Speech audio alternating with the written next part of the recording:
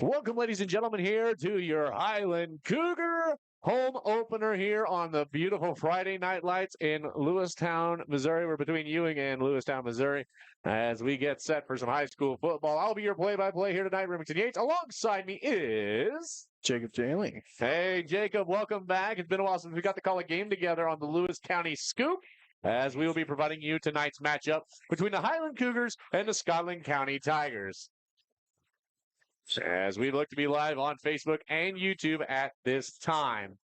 Fans are still rolling in. The Cougars are about to make their way to the field here in a bit, probably. As Jacob, it's been a while since you've seen some high school football, hasn't it? Yeah, been a couple of years. Last time I probably watched was freshman year over at Culver Stockton. They played football for my own high school. So it's been a little while. I'm glad to get back into it and watch some good high school football. And of course, this is a little different for you because, some people do know your background as if they remember back from the Hannibal Pirates and Hannibal Lady Pirates and the Highland Lady Cougars basketball matchup at the Tony Lanzini tournament. We learned that you are from the St. Louis area. And so, that's a lot of bigger schools down there. And this is some Class 1 high school football. Oh, yeah, quite different when you're at a Class 1 versus that Class 5 that I went to. But I really like the energy of a lot of these small schools. A lot of people talk about the sports that go on at all the high schools. And it's really cool to see the community that comes out for a lot of these sporting events just to see both schools succeed. Usually with away games back from where I'm from, you won't see this many fans for the away team. So it's pretty cool to see almost about split stands here for this game. And I mean, Scotland County, mainly Memphis is where Scotland County is, Memphis, Missouri. It's about a good 30 minutes plus from here, I would say, something like that. So definitely, decent little drive, about a drive to Quincy from my house. So, Not much more than a maybe 10-minute drive to any different given high school back home. So quite a travel for a lot of these teams here that we play in the Clarence Campbell Conference, and as we see with Scotland County, Lewis and Clark Conference. Yeah, the Lewis and Clark Conference, they come in. Scotland County coming in so far 1-0, beat Louisiana 22-19. Meanwhile, Highland comes in from the Clarence Cannon Conference. They face a former Clarence Cannon Conference member in Mark Twain, falling 30-20, but had a really good showing, in my honest opinion. It was a really good game. I know you didn't get to study much on that game, but for me, I thought it was a really good game. Me and Jeff Finning were on the call for that one. So definitely, I think Highland's got some pretty good chances here, especially now that it seems like everybody is back this week. Yeah, I mean, start off strong with both of these schools here. I mean, different conferences, but they are in the same class and district, and it's Class 1 District A. As we take a look here, Putnam County leads the district with 33 points, and Scotland County is right there in second, 23. Highland in third, 10. Milan with 7 and fourth, and South Shelby with 2 points. I mean, this is going to be a big need win here to push you ahead against Scotland County, push you into that second place in the district. A win here for Highland, I think, tonight will almost guarantee them pretty much at least home game somewhere.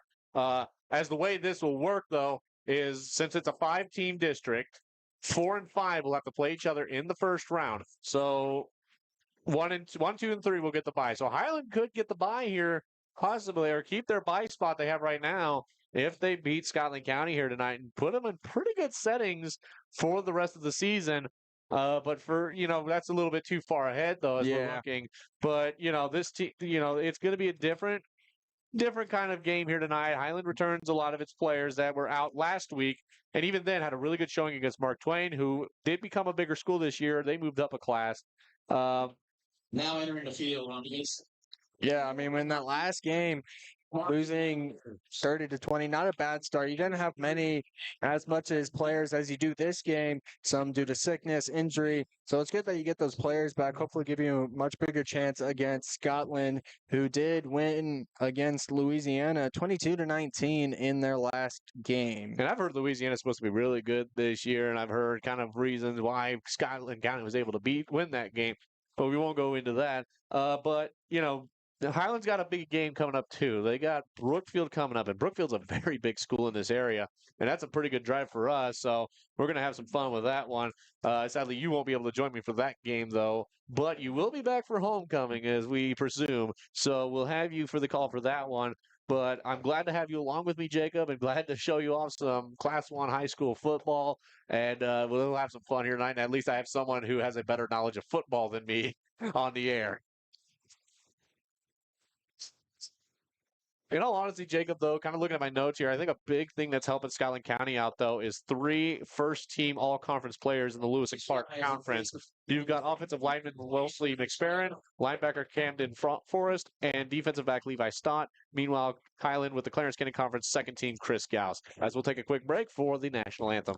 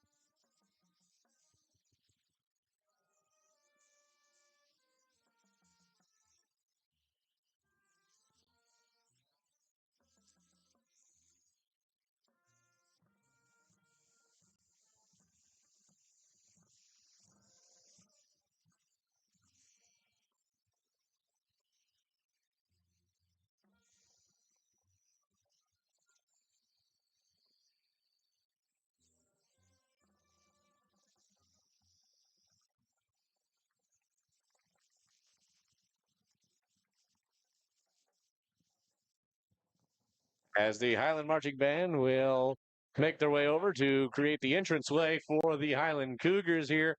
I mean, Jacob, this is your first time. Yes, this is your first time at my alma mater of Highland High School.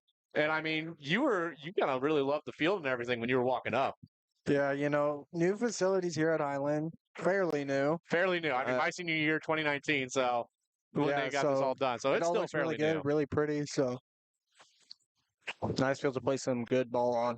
And, we've been saying we need a big jumbotron like this at Culver Stockton College. We'd have some fun with that out there, but we don't have one. We just have a normal scoreboard. And, I'd love something fancy like this. They get to have some fun stuff with this. As they'll go through the starting lineup of the Scotland County Tigers, we'll actually just go and do the starting lineup for the Highland Cougars. We'll give you some of the starters for Scotland County, but we don't have all of them. But we'll go with the starting lineup for Highland Cougars. At quarterback, it'll be Dawson Hedges, running back Christopher Gauss, wide receiver Porter Peters, wide receiver Xavier Santiago, wide receiver Heath Feldkamp, tight end Brock Schneider, left tackle Brighton Johnson, left guard Tyson Voth, center Colin McReynolds, right guard Brody Rainier, and right tackle Carson Gorlick. Head coach is Caleb Arnsman, as he'll be assisted by Dustin Wakefield, Andrew Myers, Addison Lay, and Dylan Sparks. And on the Scotland County side, starting at quarterback number 3, Dane Blessing, and runner back senior number 18, Carter Platt, wide receiver senior number 21, Tate Richmond, and a junior number 87, Wide Hamilton at tight end. Scotland County is head coached by Kirk Stott. Assistant coaches are Jason Small, Matt Rickeritz, Jordan Folk, and Dave Shelley. But definitely a very good Scotland County team coming in, but this game has been made different. I mean, I'm telling you this much, Jacob. It's now a district matchup. Last week, they announced the district lineups. And so now this became a district matchup game. And so now this means so much more to the Highland Cougars. And what I've heard, they were fired up in the locker room. They sounded ready to go as we get set for their entrance. As here come the youth football players. They'll actually have a game tomorrow morning against the Van Far Indians, if I'm correct on that one.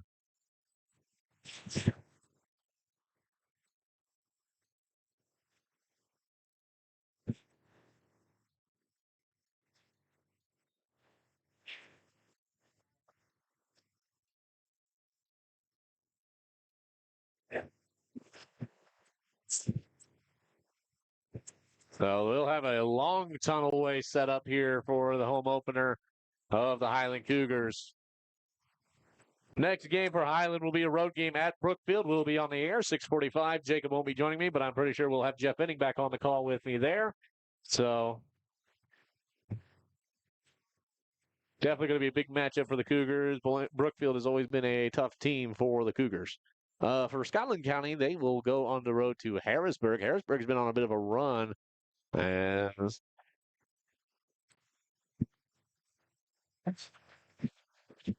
looks like this year is going to be Iron Man as the entrance song for the Highland Cougars. Hey, Jacob, did you guys have a fancy tunnelway when you at your high school? Oh yeah, well, same thing. A lot of the rural high schools, we just got we make up the tunnel with people, and then we got the piece of paper at the end, which I don't know how often you get to see that down there, but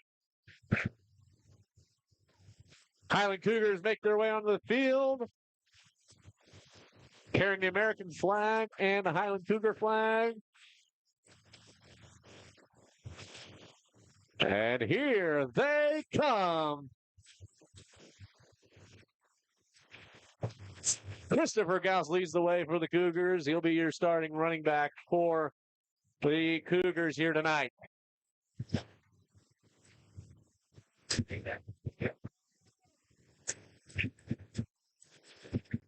Ready to get some action going here under the Friday night lights. Always gotta love some good Friday night lights. I don't think I've ever been disappointed going to any of these, especially with this good matchup between Friday night. Highland. Friday nights and just mean Scotland. something else, don't they? Oh yeah. Christopher Gauss last game had 19 carries for 113 yards, 1 touchdown rushing. Receptions, he had 2 receptions for 22 yards and 1 touchdown. Dawson Hedges with 14 for 19 with 166 yards, 2 touchdowns, 1 interception. Porter Peters was a little sneaky last week on a lot of screen plays. 8 receptions for 41 yards. Definitely got to keep an eye out for him. Xavier Santiago with only 2 receptions on the game, but 2 big receptions. A 48-yarder and for a touch, or 1 for 48, or total of 48 yards, 1 touchdown on the day. And Levi Dent with 2 receptions for 49 yards. So definitely some sneaky receivers that could probably show up here today, Jacob. Yeah, a lot of these yards, you look at the 166 yards from the quarterback of Dawson Hedges, and most of those going to Chris Gauss, getting 113 yards, was pretty impressive, especially on, well, he got 19 carries for 113. And then your leading receptionist is going to be Porter Peters with those 8 receptions for 41 yards. And so you probably have to improve on the the distance of those. So make some good runs, get a little bit more, and you'll be pretty settled here against Scotland County. Definitely so. And of course, we're going to return some guys as well. Brighton Johnson, who's on the starting lineup this time, was not in the game last time. So I think they feel very confident that he'll bring some anchorage down on that offense on the offensive line, and who knows how he'll do on defense. But from what I've understand is he is a beast on defense. Yeah, you're going to really need some support on your defense. I mean, they say defense wins football games. I just play hard, and a lot of these high school games really can depend on their defense. If your offense isn't working at all, you better hope your defense is working, because you're going to have a pretty bad game otherwise. Your Highland captains for the year will be the number 3 of Porter Peters, a junior. The number 6, Ashton Schultz, a junior. Christopher Gauss, who is Gauss. I thought Gauss was a senior, but they have him down as a junior. Gauss is a senior. They got him down as a junior. So yeah, Gauss is a senior this year, so senior running back. I don't know why they got him down as a junior on the program. And your last captain will be the number 56 of Tyson Voth, a senior on the offensive line and defensive line. So we get set for the coin toss. Coin goes up. It's down. Looks like Scotland County wins the toss. They defer. Okay. All righty, so Highland will go. Highland will receive, and they will run to the south. Give me a compass. My sense of direction is not great here. It never was. Anyways, Highlands receiving the ball. What you need here from your start is Yep, to south. what you need here is to get off strong and pound right away. You can't make small plays here. You got to make big gains to really start setting the tone and sending the message that you are here to win, and you're going to really show that. Yeah, if you can get that ball, if you could just shove the ball down them real fast and everything, I mean, you got Gals who had 113 carrying yards with 19 carries. If you can get him and just push him down the throats of the Tigers, you could definitely get some good, momentum going your way to start things off. Yeah, look for him to really go up the middle. So probably A gap or B gap, trying to get some of these yardages. If you can get good yards out of that, push for 7, 8 yards, or just get the first down in your first or second play, you'll be pretty good. Carter Klatt will look to kick things off. A little bit of a wind coming in, so hopefully we won't have to have a placeholder for the ball, as that's something we've had to do before. He'll check both sides. Here we go. Kickoff underway. Line drive up the middle. As they're just going to jump on top of it. His teammates will get on top of it. That is Brock Schneider to immediately get on top of it and start off at the 29-yard line. So Cougars going to get a start here. Not really the kickoff you want. Ball's kind of hopping around after the squib kick. Yeah, not a lot of bounces that you really like there, and I like what Brock did there. He just waited till it kind of settled. He got on top of it, made sure that Scotland County couldn't get a hold of it.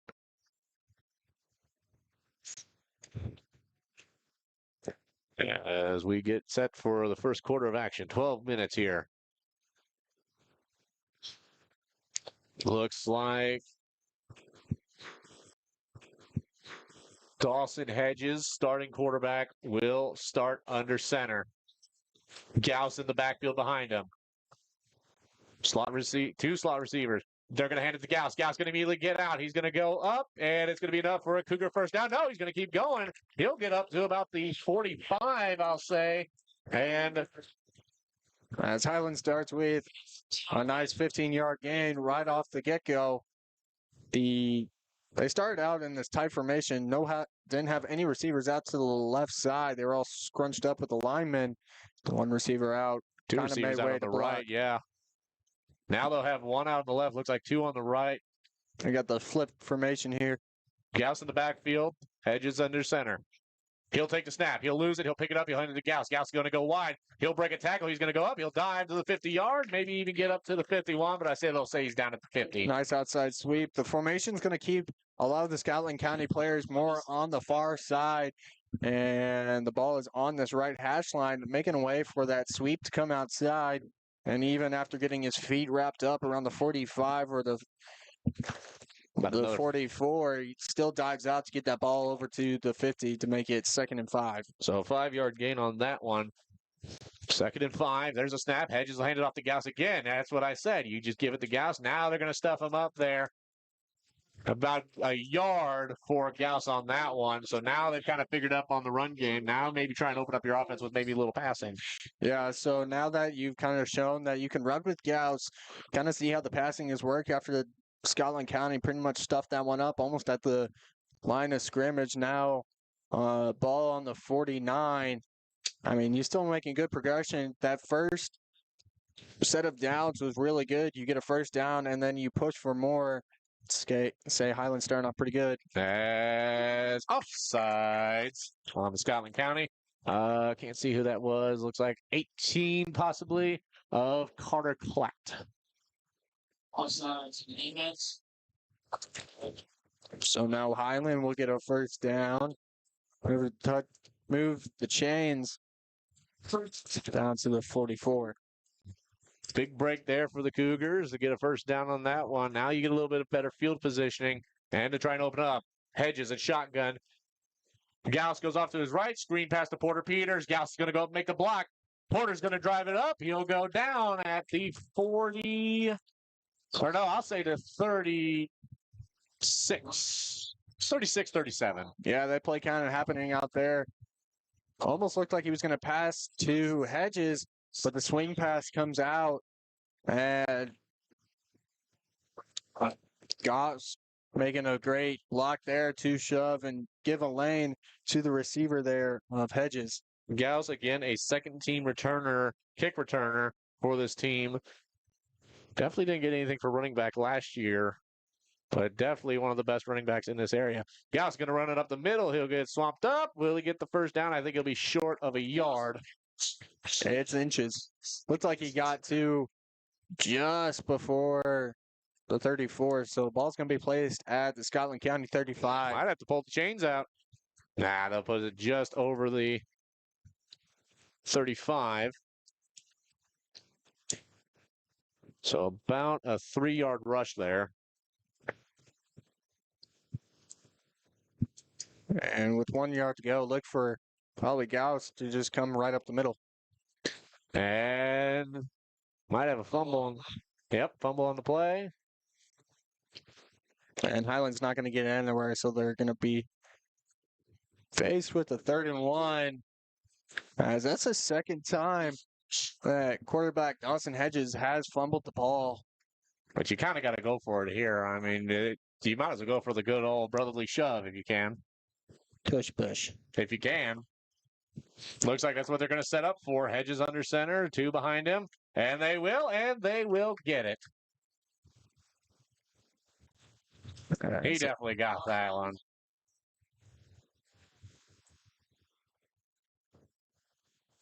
As the number 77 from Scotland County, Wes McSparron, had the ball on top of the pile, probably assuming that when it got outstretched, probably yanked it out of the hands, but I'm going to say he was down before that even happened, so it's going to be Highland first down. So Hedges will get a 1-yard gain on a rush. That's his first attempt on the day on rushing. And on a good old tush push. 8:06 remaining here, nothing to score. Hedges at shotgun. He's going to step back. He's going to run around. He's going to chuck it up and chuck it away. As he couldn't find anybody open and did not want to lose any yards. Started to feel the pressure there as the number 7, Chris Gauss. Or no, Chris Gauss wasn't in the play. It was Levi Dent was there for the block, but then switched over right in front of Hedges to make a block on the outside. So yeah, Dent came in to be the running back. I couldn't tell who it was because I was like, it's not Gauss. So Hedges under center. Dent and Gauss behind him. He'll drop it. He'll give it to Gauss. Gauss is going to push off. He's going to go for a sweep. He's going to spin. He's going to break through. He's going to keep driving. Wow, what a drive by Gauss. He's going to get down, brought down at about 24 is what I'm going to say he get brought down at. Almost looked like he was going to get about a yard loss on the play, but just makes a spin move to break out of the tackle and keeps pushing forward as the ball's going to get put on the 25-yard line. So they'll say he went down at the 25. So 2 yards to gain as Hedges will go out with the play. Dawson Hedges had his first varsity start as a sophomore last week, and now tonight his first home opener. As there's a high snap, he'll hand it off to Gauss. Gauss is going to try and take it up. He gets swallowed up at the line of scrimmage. Something that's probably going to need to be addressed with change of possession is that those snaps have been low or high, and it's going to mess up the tempo of your play. As you see there, Hedges has to jump up, come back down, and set the ball in place for Gauss to get it, and that's just going to mess up the tempo of the play. The hole is going to open up way too early and give time for those linebackers to come in and make a play in the backfield. Sophomore Heath Feldkamp comes in for Levi Dent. And so Hedges at shotgun. Takes a snap. He steps back. He's going to fire. That's swatted away. It's taken down. But they'll say no, and that is a turnover on downs, and it'll be Scotland County ball in their own zone. Good thing is you're not in too bad of range for the Scotland County. It's not like you just turned it over in your own 10-yard line. Instead, it's over in the Scotland County 25. So let's see how this Highland Cougars defense is going to work tonight. I was talking with one of the coaches earlier, and he said he really wanted to start on defense. So we'll see what they do on defense. I think they want to set the tempo on defense, but they set pretty good tempo, I thought, on offense. And so we'll see what they do here on defense.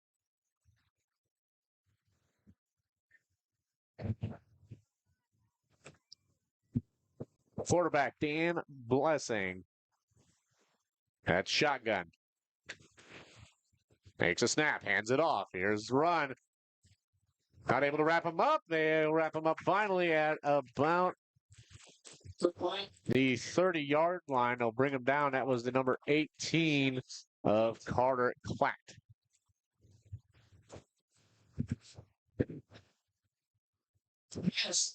Anything to slow down the tempo here is saw Highland Arm just reach out, try to grab him. That forced him to turn a little bit, gave the rest of his teammates to finish off the tackle and limiting the amount of yards that he's going to get. Shotgun again. Running back to his right. He'll hand it off to his left. That's the number 11 of Camden Forrest. He'll get a gain, and he'll get a first down.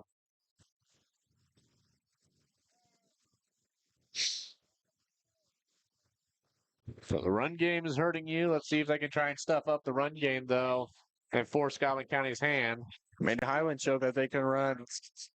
Right now, Scotland County is also showing them that they can run as well. So what that does, you got to start moving the linebackers in, and we'll see here how the pass game is for Scotland and just make adjustments as the game goes on. There's a snap, quarterback draw. He's going to run it up. He's going to get wrapped up. Ball's loose. And I think Highland has it. Highland receives the fumble and gets the ball back. Draw to the outside there as quarterback Dane Blessing is trying to make a break outside. His arms kind of swept out and ball gets knocked out. Starts to roll, I'd say about 6 or 7 yards out away from him. No chance for Scotland to jump onto it as now Highland will now erase that turnover on downs. As you did lose a little bit of the field positioning you had, but you're still in pretty good field position and could get some good yardage here and maybe even try and score. We'll see what they draw up here. Hedges at shotgun. He's going to get down. He'll take the snap, and he'll hand it off to Gauss. Gauss runs it up the middle. He'll spin. He'll drive. Keeps going forward as, man, he is just being hard to stop.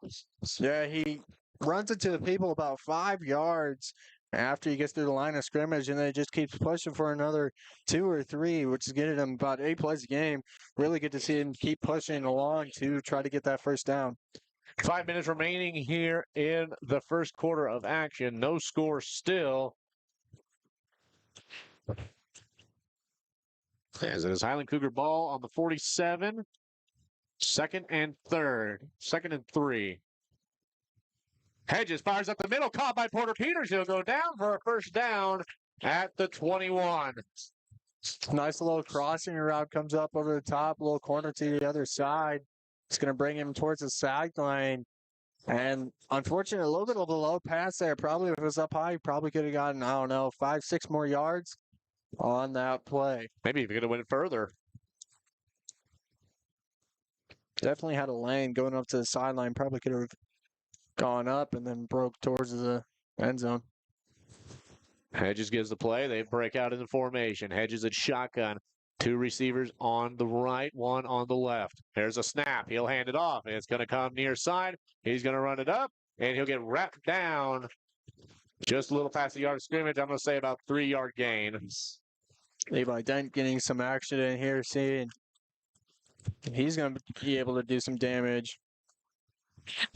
As now Ashton Schultz will come into the game. And Levi Dent comes out. I want to guess Schultz will come in as a tight end here, as he's written down for 3 positions, quarterback, tight end, linebacker, as Hedges will remain at quarterback. Hedges sets, takes the snap. He's going to look, fire off to the right. It's caught by the number 13 of Xavier Santiago as he gets brought down, and it'll be a first down. Xavier Santiago last game had 2 receptions for 48 yards. 1 touchdown. So there's a good little game there for Santiago.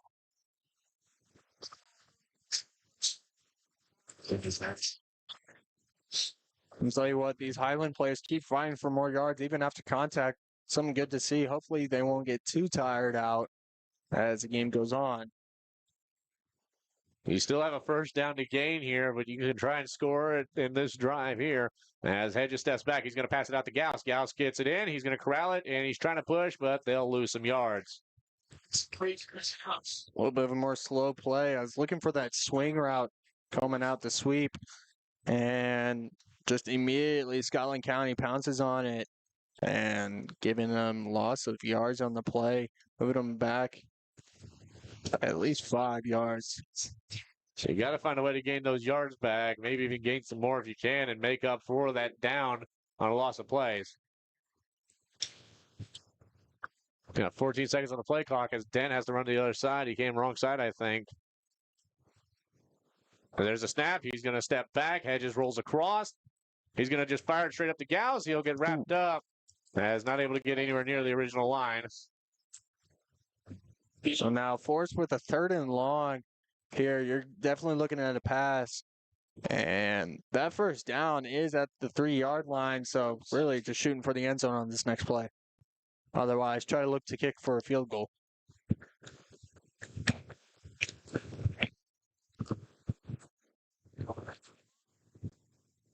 Two minutes here in the first quarter. Highland at the 17-yard on 3rd, or 17 and 3rd. Hedges steps back. He's going to look. He's going to try and escape here. He's getting wrapped up. He's going to escape. They try to wrap it up again. They'll pass it off to Dent. Dent's going to have to make some yardage. He'll get brought down. And it'll be a 4th and long.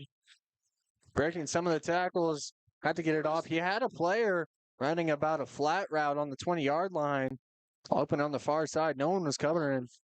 But now it's going to be 4th and long. So it looks like we'll have a little huddle here with Coach Arnsman, Heath Feldkamp, Chris Gauss, and Dawson Hedges. As Feldkamp will come in for Dent. So now they'll go for it on 4th and 21. Here, I think a first down is pretty hard to get, so you're now just moving the ball back to give Scotland County a worse field Throw position. up the middle, nowhere near. He was able to sneak away. There was a blitz coming from Scotland County there, but he was able to sneak away from it. Tried to throw it up the middle, but couldn't get it to his receiver. So it'll be a turnover on downs for Highland, but puts pretty good positioning for the defense to hold. If you could draw up another fumble, that'd be great. Sure hope it does. Is this 1:02 remaining in the first quarter? Still 0-0 score. Ball on the 24-yard line of Scotland County. 1st and 10 to go. There's a snap. He'll hand it off. As he'll come this way, he'll finally get dragged out of bounds. And probably a first down on that. So far, it's been just a running game as not many passes have been completed, or if they are completed, short gains for both sides. So just look to see the run game continue. Go into the next quarter, making adjustments if you're going to run more, and if the only thing working for both sides is the run game, you're going to probably bring more blitzes down up the middle. Scotland County gets set up. 2 on the left, 1 on the right. Looks like a tight end on the line. There's a snap. He'll hand it off. It's Klatt again. Klatt's going to get wrapped up, and here comes the Highland line to push him back. As I think he'll lose a yard. Well, they'll say get back to he's got back to the line of scrimmage.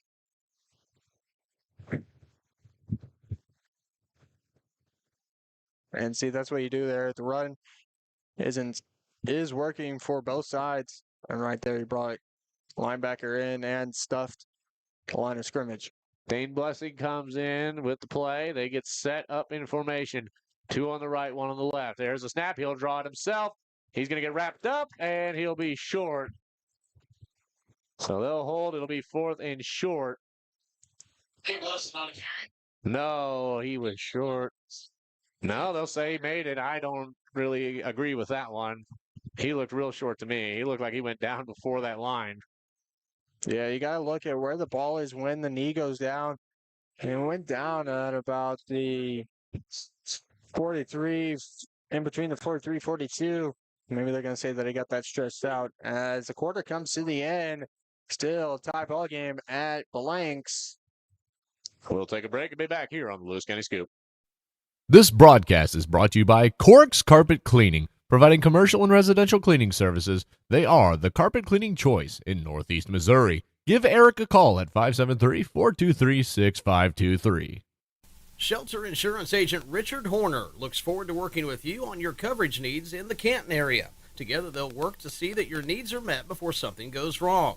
They realize that good customer service goes beyond business hours, so if you ever have any questions about your policies, you can call them at any time. Give the Richard Horner Shelter Insurance Agency a call today at 573-288-3734. That's Richard Horner, your shelter insurance agent serving the Canton area. Litter Feed Incorporated is dedicated to providing unmatched service, building relationships with our customers, and providing animal nutrition services backed by quality products. Stop in today, 103 South Elm Street, Lewistown, Missouri, a founding sponsor of the Lewis County Scoop. Back here at Highland, start of the second quarter comes around 0-0, both sides. Both sides are depending on the run game so far, as both teams here are starting to figure out how to work well on offense after big runs in both of the team's first drives of the game. Highland had the ball in the majority of that first quarter, but still couldn't make anything happen. As they'll get set is Scotland County on the offense. Two on the right, one on the left. There's a snap. He'll hand it off to Camden Forest as he'll sweep out. Highland going to swallow them up and drag him back, as I don't even think he'll make it to the original line. It's going to be a loss of 4 on the play, as got outside, started to get wrapped up, broke it, and looked to come back to the middle of the field, but then got snuffed. Bloomington Yates, Jacob Jailing on the call here, as once again, second quarter of action, as the Cougars and the Tigers of Scotland County are tied at 0 apiece. Motion, snaps, fakes the handoff, passes it up the middle, caught by the 87 of Quade Hamilton as he'll get dragged down. Big pass there to the big man of Quade Hamilton. Almost a little bit of a seam route coming up. Just a little bit taller than the defender, and defender is back behind him, giving him the opportunity to make a clean catch and just get more yards on the play. Momentum-wise, that's going to hurt the Cougars a little bit. You've been doing good, not letting Scotland get much, and now they're on the other side of the field for the first time.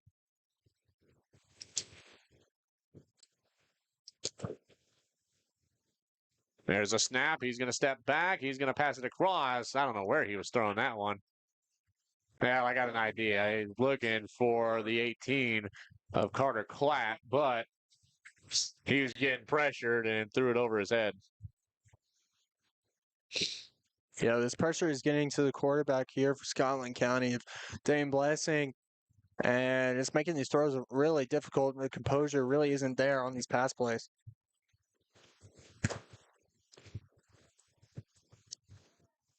Scotland County will come up, get set in position. Looks like 3, none on the left, 3 on the right. There's a snap. He's going to roll out. He's going to get chased down. He's going to throw it up over. And incomplete. And that'll bring up 3rd down. Yeah, smash concept there. And what happens is you got the tight end that is on the line. He's going to come right down the line of scrimmage. Next receiver in the slot is going to do a 10-yard out. And that final receiver out on the outside is going to do a fade route. So that's going to get you going on 3 different places to where you could throw. That 10 was pretty well open, but just couldn't complete the pass. Scotland County will come together, then a huddle. They'll break from the huddle. They'll get set up. Blessing will go under center. 2 behind him. He'll take the snap. He'll fake the handoff. He's going to run out. He's got a lot of Cougars in his face, and he'll get it to Hamilton. Hamilton's going to run up, and he won't get dragged down, but he'll have to get dragged out of bounds by Levi Dent as they are knocking on the Cougars' door. So after that play, Hamilton coming across almost on another 5-yard, 10-yard out there, finally completes the pass as there was torn around up above him, but pass is complete, and he's a big guy, tough to bring down, and gets way more, putting him at 1st and goal on the 5. A chance for Scotland County to score to open up this game. Looks like they'll go one receiver on the left, none on the right, 2 in the backfield. Here's a snap, the handoff, and ripped up and brought down for a loss. Yeah, just your basic I formation. Nothing much to it. You're going to see a lot of these drives and a lot of slam runs right up the middle, maybe to the E gap even, to try to score that touchdown. So you're going to send in some linebackers here, especially because quarterback isn't doing well under pressure, to hopefully make them keep having to get downs and hopefully turn over the ball. Yeah, you definitely got some linebackers you can definitely send to help out, but you don't want to send all of them because you need some of them to help out with that secondary too. Because he's been getting to that Hamilton. I think if you can double cover Hamilton, I think you're better off. There's a snap, a step back throw, swatted away. A lot of chaos in the end zone there, as it could have been caught by like 3 different people. Yeah, the person with the biggest opportunity there was number 6, Ashton Schultz. Had a chance there, but just swatted it down instead. 9:54, still scoreless game here in the first half, or in the second quarter of action.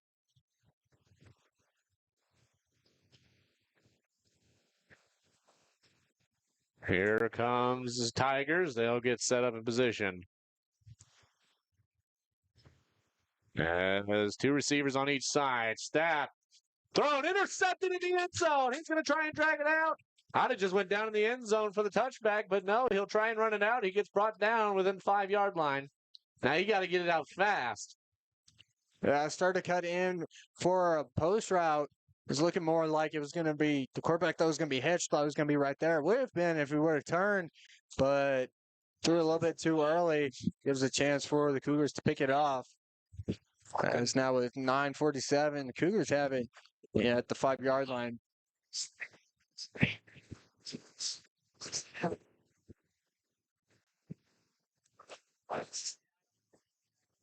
Now, we couldn't get who that interception was, but good job for them. As there's a snapback, Gauss is going to sweep out, then he's going to try and cut it up the middle. He's going to break some tackles. He'll break through. He's going to keep pushing. First down, and he's gotten them out of any danger for a safety there. So now you're in good field position. Now you can do whatever you want, really. You go pass, play action, or even just keep running with Gauss. Gauss almost had to land out to the outside, but bounced it back in there to get more yards on the play.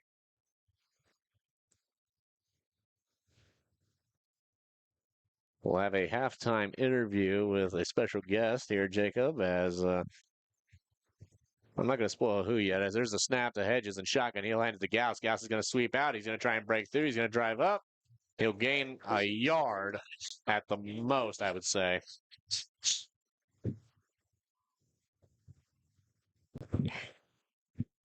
Yeah, well, that makes it. 2nd and 9 on the 20-yard line. I would look for a pass here, try to get something going. Maybe even just like a 5-yard out or a comeback route on the far outside. It looks like you'll go 2 receivers on the right.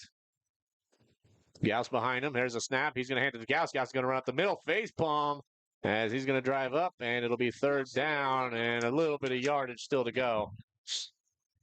Now you're definitely going to have to pass here. Unless you can trust that Gauss is going to get. I mean, he's 4 been hitting yards on about play. that. He's been kind of averaging that today, I feel. I think Scotland County's kind of gotten used to the run game now, so probably pass just probably slant routes or out routes here. Looks like that's what they're definitely going to do. They're going to have no Gauss in the backfield, but they'll have 2 on the left, 1 on the right. Motion. Yep. It's going to be a legal procedure. As the motion came from the slot receiver on the left side, and so did the receiver on the far side. Also moved as well. False start. Legal procedure. Oh, yeah, legal procedure. So, yeah, they use the same symbol for both, don't they? It just depends on the situation, on what it is. So now a third and, well, 9. We'll go 3rd and 9. I thought I was going to bring them back a little further, but 3rd and 9. Had to come up with the play. Late substitution going to come from Scotland County.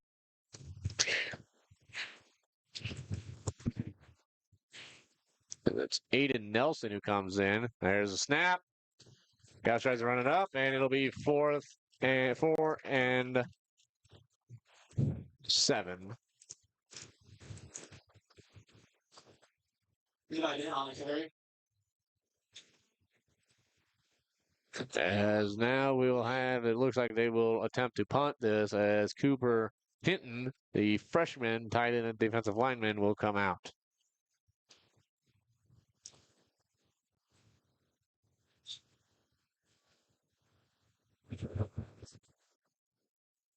Quiet for the Cougars. Cooper. Nobody back for Scotland County to get this, as we've seen Cooper last week how he can punt, and yeah!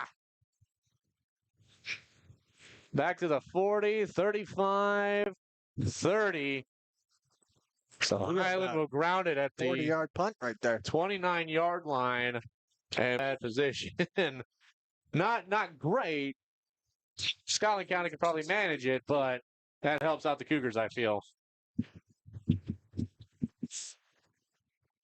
As now, I'd say Highland has done better at moving the ball faster down the field with 6:55 remaining.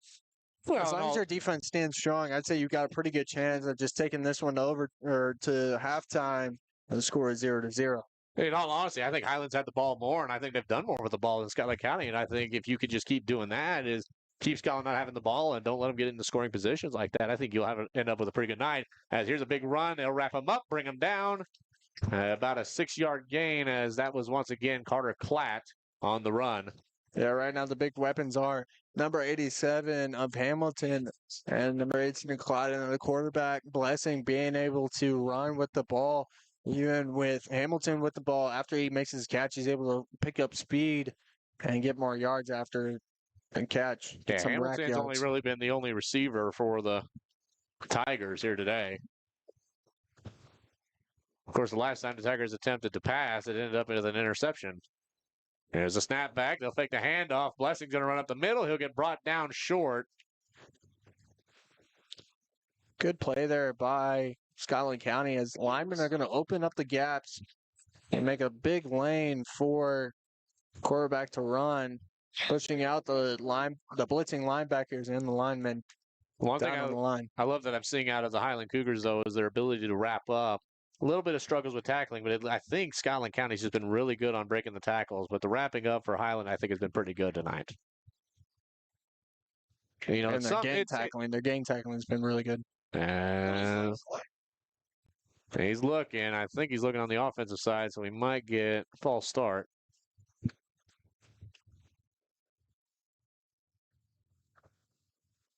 Yeah, it's going to be full start. It's allowed to move back. Tigers 5 yards. Of 3 and 6 to go.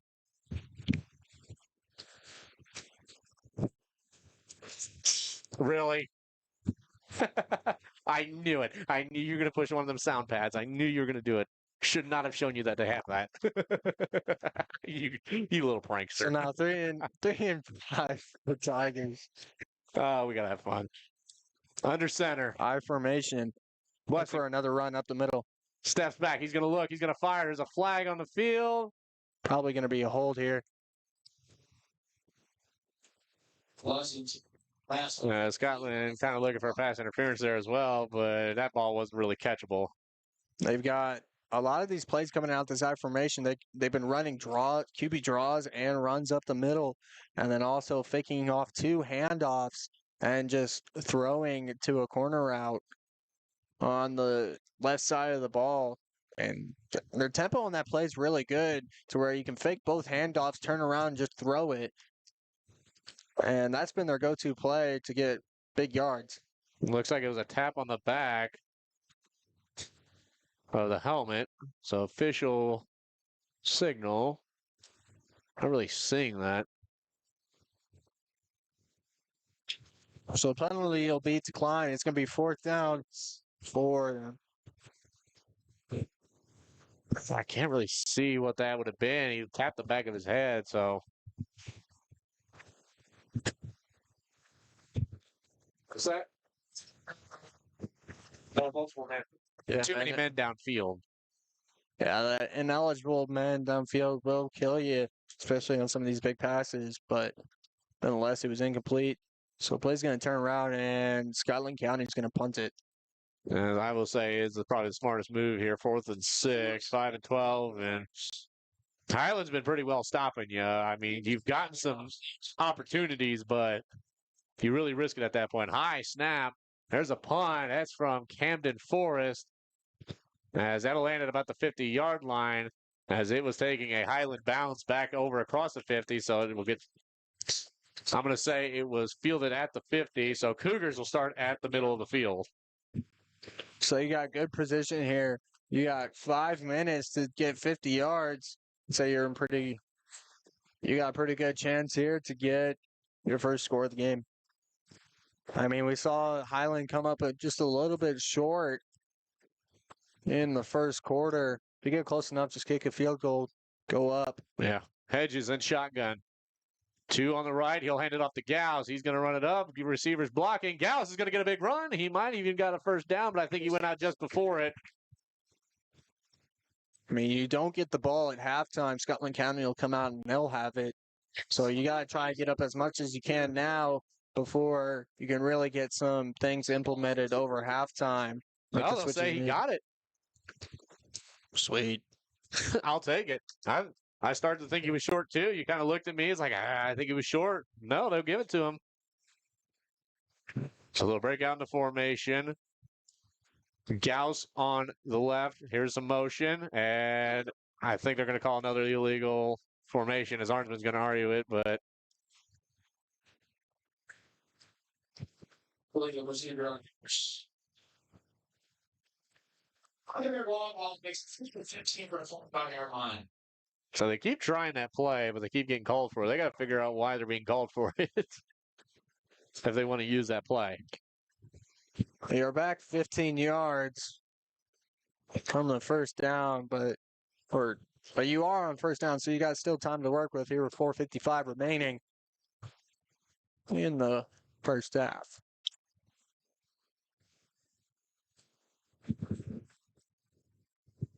There's a snap. Hands it off to Gauss. Gauss going to run up the middle. He'll get it back to the original line of scrimmage. So 2nd and 10. It might even be 2nd and 9. Yeah, that last little race before he touched the ground, he just realized he's sitting on top of people. He could just stretched out, get at least one more yard. Good effort on him. 4:38, still a scoreless game here as we get close to halftime. I'll take a 2nd and 9 over 2nd and 15. It's 2.5 times. You would for fancy drums. Who's going to have that? Really only have. Hedges at shotgun. 2 on the left, 1 on the right. Snap, looks. Screen pass out to Porter Peters. Peters going to get wrapped up and brought down. That will go nowhere. It's get his feet taken out from under him. And right now, Gauss is talking about how. Well, he's got to come off for blood, it looks like, as he looked at his elbow and everything. Yep, I see a little red on him. Oh, that's just got to be frustrating for you because you know you're probably part of the next play, and you got to come off for a little blood. Yeah, Scotland County picked up on that play pretty early. You can see Gauss coming out. He's going to get bandaged up real quick. Shotgun, snap, looks. He's going to step up in the pocket. He's going to fire. He's got a man wide open. He's going to run. He'll break a tackle. He'll get brought down. I believe was the number 10 of Heath Feldkamp. Nice big crossing route right up the middle, left wide open. Looks like a little bit of a cover 2 play by the defense is going to leave that middle of that field just wide open. Had to adjust a little bit on the pass, but gets a first down, and now you can get your first touchdown of the game with 3:24 and counting. A sophomore Heath Felkamp, 6 foot, 160 pounds, got left wide open out there and was able to just corral that in. He had to break one tackle there. As there's a handoff to Gauss. Gauss is going to sweep the other way. They're going to try for 2. Oh, he'll just walk it right on in after having to get away. And that'll give him an extra 2 points. Yeah, no problem on that one as the outside sweep gets out there. As now, luckily before halftime, before you lose the ball, you're now up, and now Scotland County's got to be chasing. Oh, that's right. That was a touchdown. My bad. I thought they were going for 2. Whoops. My bad. Oh, Gauss walking in with a touchdown. Thank you. Smack me on the back of the head if you want to. Not while I'm writing, though. All right, now you can smack me. Now they'll attempt to kick. They'll mess it up. And get brought down. Yet again, some bad snaps here affecting your way to get points. This may got to be looking. So 6-0 the score. 3:05 remaining. We'll take a quick break for station identification. You're listening to Highland Cougar Football here on the Lewis County Scoop Facebook and YouTube page. And welcome back. 6-0 your score. 3:05 remaining. We've already could have took a whole timeout, probably a whole ad break, but I don't know how some of these things went. Last week, they were going pretty fast. Hey.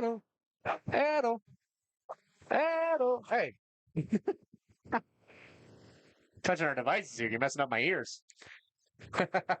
Yeah, so now you're going to be looking to hold strong. All you got to do is hold for 3 minutes. Very doable here. As long as you keep Scotland County at bay, you might even get the ball back, try to go for a field goal, maybe even to put yourself up ahead and out of touchdown. So scoring possibilities for Scotland. Now, if you're Highland, you're going to look for a good kick out of Cooper Hinton here, put Scotland in a pretty tough position.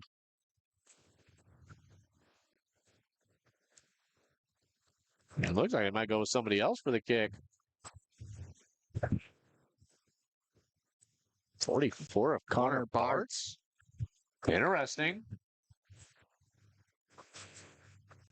Now you're going to have, what's interesting here, you got one guy lining up on the line. So Connor will kick off here. Everyone else is lined up, but they got one standing ahead. They'll kick it off, and it'll land down at just by the 30. Now they're going to try and drag it back. He's going to break out. He'll get wrapped up at about midfield. Can't really see who that is. Might have been that 33 of Aiden Nelson, a freshman for the Tigers. He's been having a day today. Scotland County almost got away there, scoring a touchdown right off the kickoff. And the lane opened up right at the numbers, and all the Highland Cougars are getting blocked. Luckily, tackle was made there to stop them. So now you got 2:59. You're probably going to look for Scotland County to pass a lot more to stop the clock here. If I'm Highland, I definitely kind of want to put pressure on that quarterback and try and make him make another mistake. Both schools do have all 3 of their timeouts left.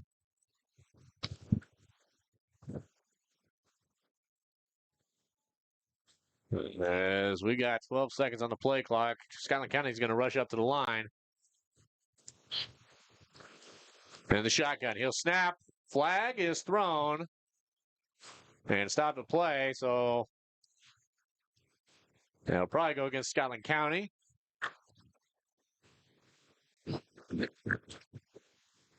False start. The false start's going to move him back 5 yards. As now you'll be able to get a little bit more leverage and expect what play is going to happen. Here comes Scotland again. They're going to rush up to the ball. Looks like maybe 3 on the right, 2 way off. We'll get a whistle here. Stop. Yeah. 2:59, so didn't get the clock stopped.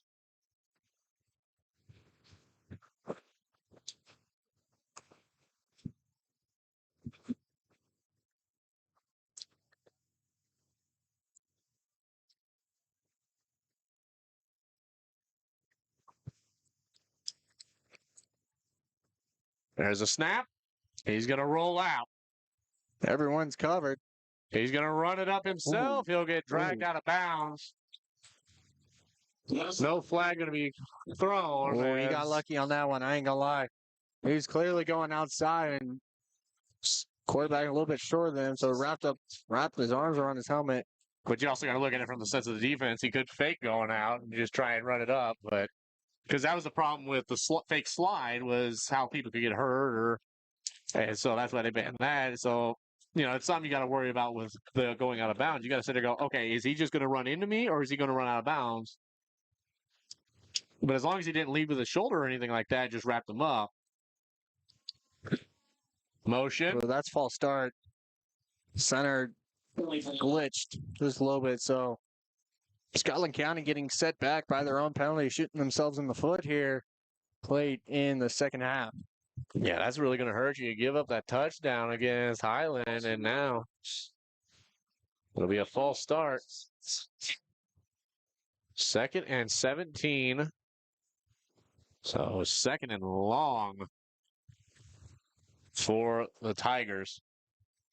You're going to have to pretty much pass at this point. We'll see if they can do it, but Highland's been pretty good on the coverage. Here comes another motion. Now you're just going to go with cover 4. Snap, throw it down the field. Nobody nearby. Official throws the flag. I'm not sure what for. I'm going to say Probably going to be pass interference. A little bit of a push there by the defender of Chris Gauss.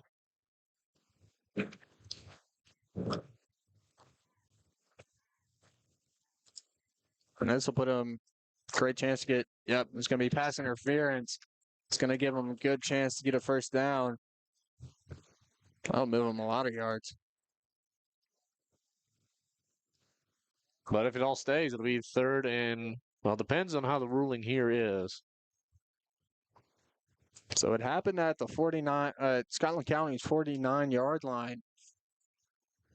So is it going to go from the line of scrimmage?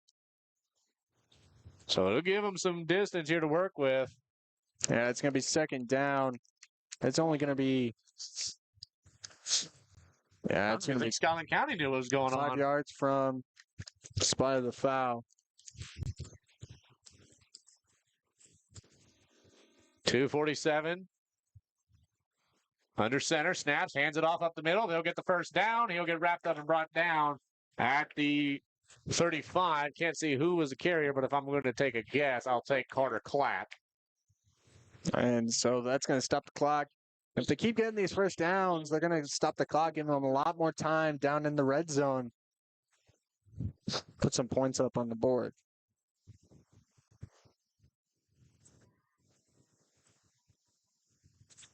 And I think we're going to get a timeout here. Yep, Highland will take a timeout, get everything settled in. We'll take a break and be back. Snack and save this week at Airco. Snickers and Twix, 2 for $4.50. Haribo Gold Bears, 2 for $4. Tootsie Twin Bars and Butterfinger Bars, just 2 for $4. Dots Pretzels, 2 for $8. And don't forget Combo Stuffed Snacks, 2 for $5. Airco reward members get double points on all promotional items. Let's go, Airco. Let's go, Airco. Let's go, Airco. Let's go. With the winter weather ending, your car is going to need a real deep cleaning, but you can't find the time. Take it to Sharp Custom Detailing in Lewistown, Missouri. They'll make your car look like it just came off the lot. Give us a call at 660-341-1269. This broadcast is brought to you by Cork's Carpet Cleaning, providing commercial and residential cleaning services. They are the carpet cleaning choice in Northeast Missouri. Give Eric a call at 573-423-6523. 2:33 remaining here at Highland High School as the Cougars lead 6-0 against Scotland County Tigers. The Tigers are starting with the ball right now at the 35-yard line of Highland. They're hoping to put up points and hopefully take a touchdown and that extra point to go up by 1 into the half and then get the ball in the third quarter. As there's a break, wrapped up around the legs, he's going to keep driving. He'll get brought down at the 15 as Scotland County's once again knocking. Highland hopefully going to make a defensive stand here. Plenty of time now as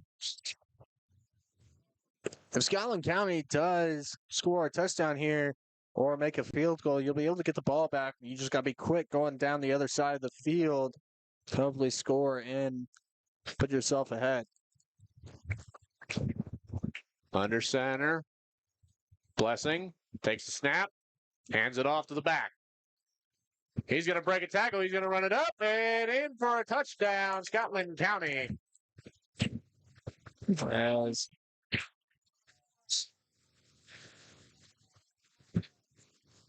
As they say, it was Levi Stott on the run. With the touchdown there to tie things up at 6 apiece. And now Scotland County has a chance to take the lead. Highland still has about 2 minutes to...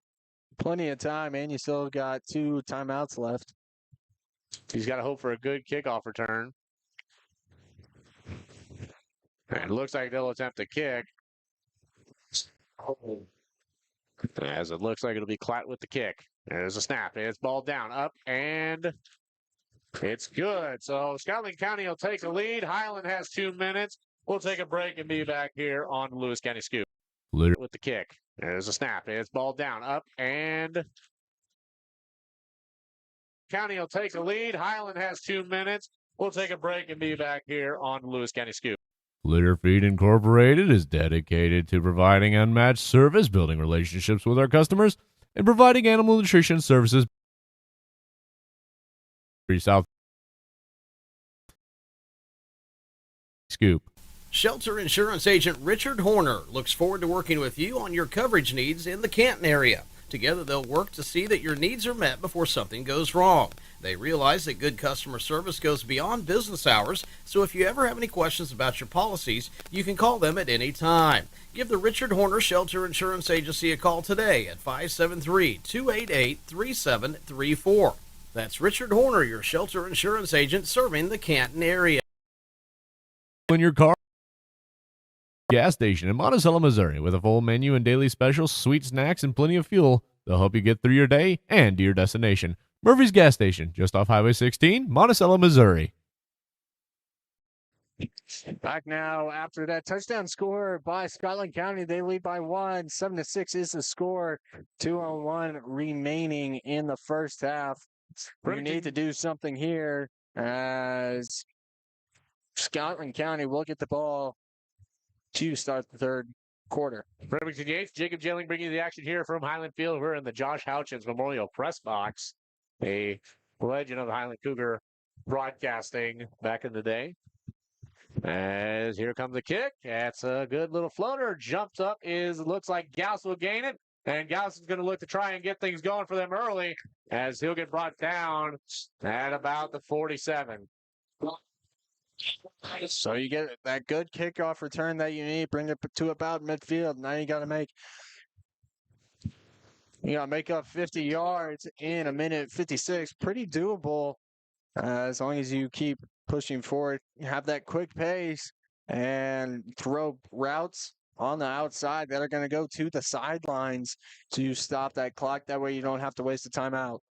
1:56 remaining. They've got some work to do. And no Gauss on the field. I have 1 back, 2 on the left, 1 on the right. There's a snap. He'll hand it off. He's going to sweep across. That's Levi Dent. Dent going to try and cut in. He'll get wrapped up and brought down as a little scorpion tackle. He kind of got bent in half backwards. No timeout for Highland, so the clock's going to keep running at 1:40 and ticking. I think I'm seeing what they're going to do here. So they're going to take 1 guy out. He's going to sit there with the next play ready with Arnsman. Arnsman will give him the next play and then send him out with the next play because Gauss just went out with the play at 1:26. So that's how you can keep the clock going and get a play out there. Scotland keeping their safeties far back. Hedges at shotgun, snaps. He'll take it himself. He's going to draw it up the middle. Got plenty of room. He's got plenty of room. He's got a few to beat. He'll get wrapped up and brought down at about the 30, and a timeout I think is going to be called. They'll stop the clock to at least get the chains moving. Dawson Hedges on the Hedges with a huge drive. Forrest Came to bump it inside. Might have had the outside lane. Could have gotten to that sideline like you need. You just got to be aware and have awareness when you're running or have the ball that you got to get out of the bounds rather than Whoa, taking more what do we got yards. going here? Sounds like a hold, maybe. After the 10-yard mark off. Yeah, it's going to be a holding on Highland. Oh, that kills you there. Seconds. So that just wasted time right there.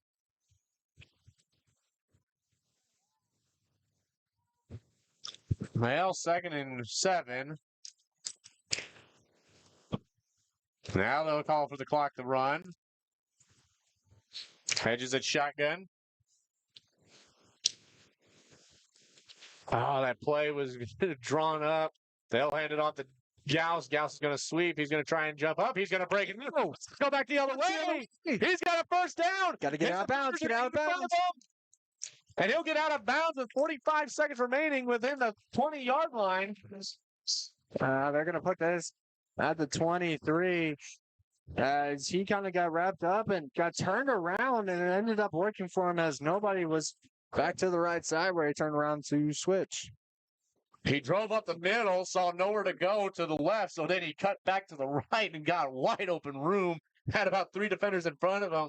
I think it was Porter Peters was in front and tried his best at blocking, but he wasn't going to block all 3 of them. And luckily he got out of bounds, so don't have to waste time out. Yep. 3-4. That will be. I saw who did it. We're not going to name names. We won't name names, but it'll be false start. 44 seconds, so that killed a little bit of momentum. You could have up-tempoed. Got to make sure you. So after 2 big plays, flags to continue.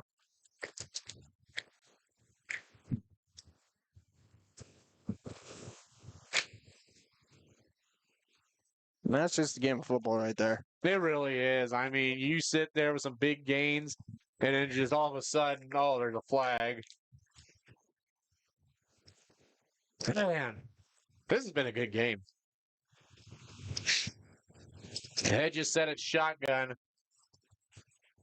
1st and 15. So at least you still got the first down, but you got 45 seconds to get something here.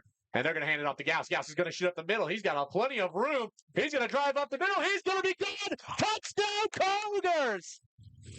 He breaks multiple tackles as he's been doing all night. And he's just going to keep on doing it till he breaks home free. And that's going to put the Cougars up 12-7. Let's see if the Cougars will go for a 2-point conversion. I mean, a 2-point conversion will really take the momentum out of the first half, and you'll send in Scotland County kind of beat up. They'll send them to the locker room kind of beat up if you get the 2. Yeah, if you just get the 1, it's good enough. But yeah, and they're going to go for 2 here. You got to score this, otherwise Scotland County can still take the lead with a score on their next possession. and make sure everyone knows their count. Make sure everyone knows where they're at. They're going to Running up push the it in. middle. He's in there. Oh, yeah. So now Highland puts themselves into a good position. The only way Scotland County can get back is to tie. So now you kind of erase. And we'll take a quick break. We'll be back here on the Lewis County.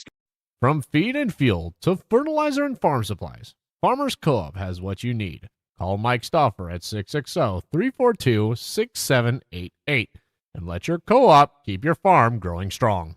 If your school, team, business, or event needs promotional products, then you need Design It in Canton. Design It is a full custom screen printing and embroidery shop. Whether you need a couple of shirts or a couple thousand, Design It can handle the job. They have some of the best designers in the area to bring your idea to life. Come in and see them Monday through Friday, 8 to 6, and Saturdays by appointment. You can also shop their online store at designitapparel.com. That's Design It in Canton. This broadcast is brought to you by Phillips Heating, Cooling, and Plumbing, provided you're needing heating, cooling, and plumbing throughout the tri-state area. Give Blake a call today at 573-822-4284 or visit them at filupsheatingandcooling.com. It's back now after the 2-point conversion is good, putting up Highland 14-7 now with 38 seconds remaining in the first half. So you get the missed points from earlier. Well, at least the missed field goal, which you didn't go for a field goal, you went for 2. But now you've got your field goals. So now you're up 14-7. That one, a good little kick.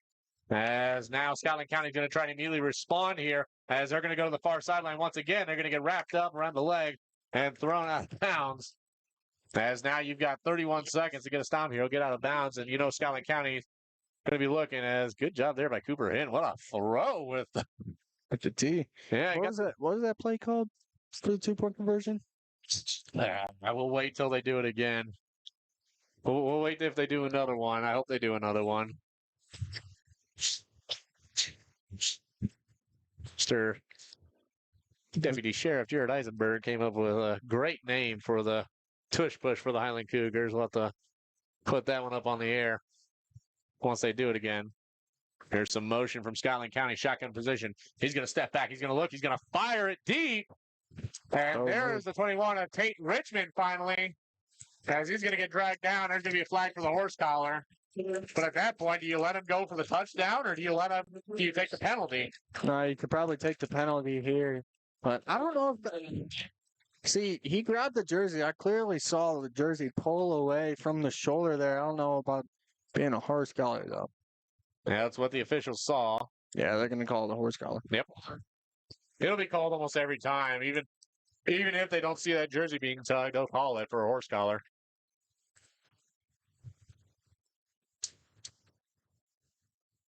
As the chain crew's got to hurry up and hustle. One of my color commentators, Jason Vaughn, is on the chain gang tonight. Half the distance to the goal penalty makes it 12-yard line. So 20 seconds here. Highland needs a stop. Send Scotland County to the locker room beaten up and down by 1 touchdown. There's definitely going to be a lot of passes here.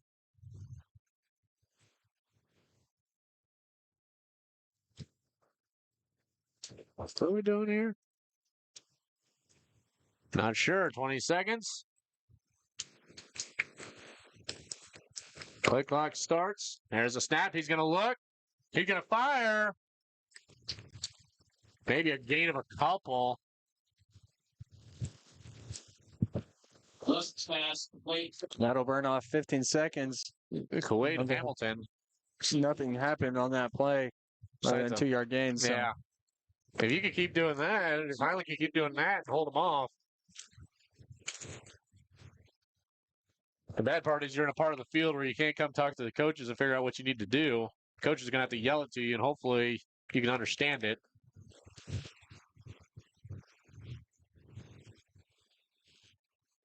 And Scotland County is going to call a timeout. And we'll take a break, too. We'll be back after this. Got farmland you want to rent out? Contact Austin Braunstein at B&B Farms, a local farm ran by generations of farming. Give Austin a call at 573-501-1151. B&B Farms, a proud sponsor of Lewis County Scoop Sports. Need rock, sand, fertilizer, grain, or feed hauled? Hoeing Trucking LLC has you covered. With over 25 years of experience, we deliver fast, reliable service across the Midwest. Family owned and built on trust, we move what matters safely and on time. Call Hoeing Trucking today, 217-430-0130, or visit hoeingtruckingllc.com. When fall arrives and you're searching for the perfect pumpkin, head to Autumn Harvest Farms just off Highway 24 in West Quincy. With pumpkins, family fun, and more, it's the place to be this autumn. Returning this fall. Don't miss it. Need an energy kick? Mojo Energy Pouches, only $4.99. Grab Wiley Wallaby Licorice, 2 for $6.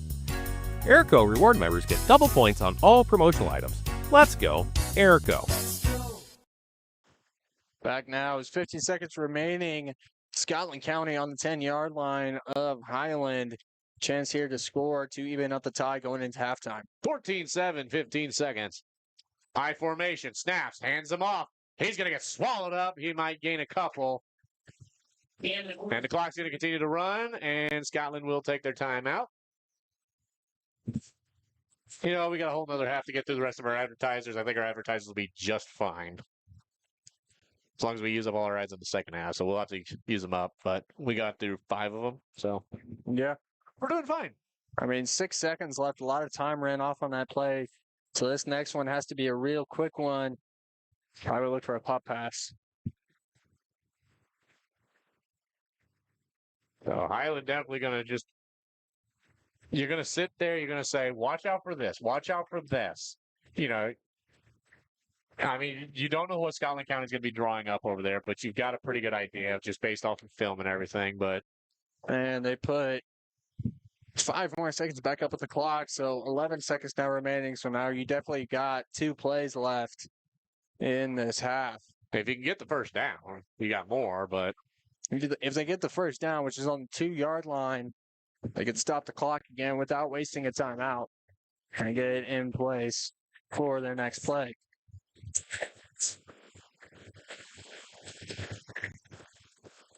$20 seconds on the play clock.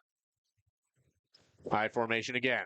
They're going to just try and shove it down the Cougars' throws. There's the handoff. He's going to step back. He's going to look. He's going to throw. Fires. And block.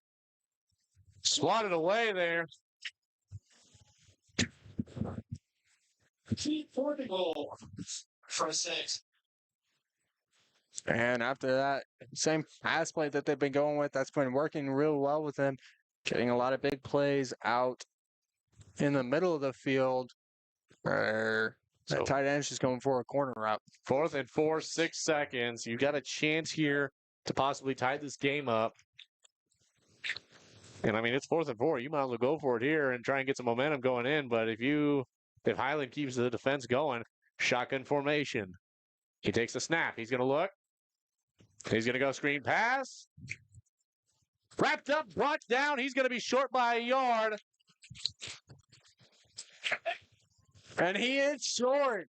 They'll say Not just in short time. and ends us to the halftime. Cougars lead 14-7 going into halftime. I'm your play-by-play Remington Yates. Alongside me, Jacob Chaling. We'll take a break and be back here with our halftime interview.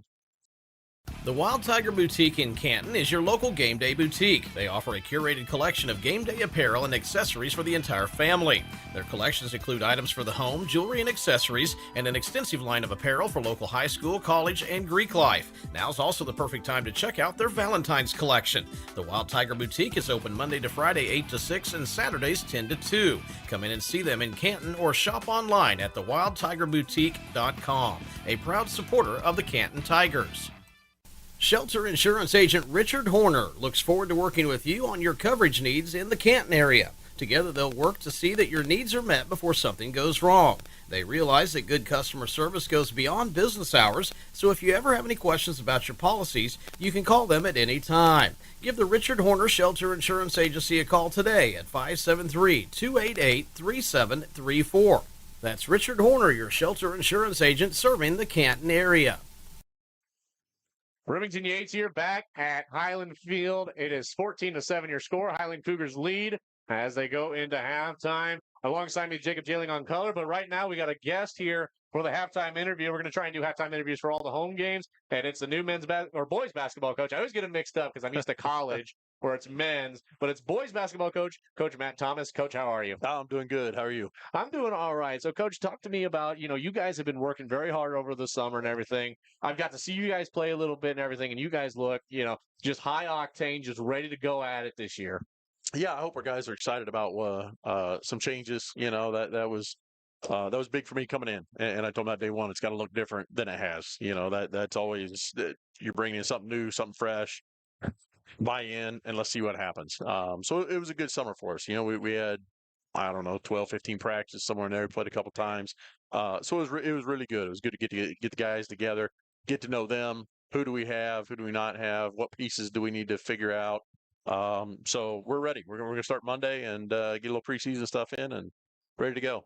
Of course, whenever I talk to the players, they're just excited. They're ready for the season. I mean, they are excited for new coach. They're excited for what it's got to bring. And, even the fans I've talked to are excited about it and everything. I mean, how can you just take all this excitement, bottle it up, and just get it ready for that first game of the season? Yeah, we just try and build on it, and try and build on it and try and build on the excitement and create it with culture and buy-in and from the kids. So all those are good things. You know, it's always good when people are excited for things to start and excited to see you around, and those are always good things.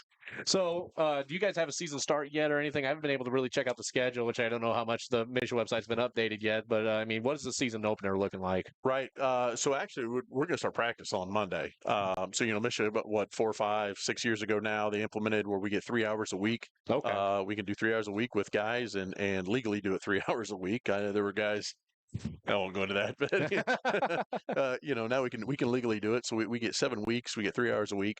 So we're gonna go 3 days a week starting on Monday and get some work in for an hour a day.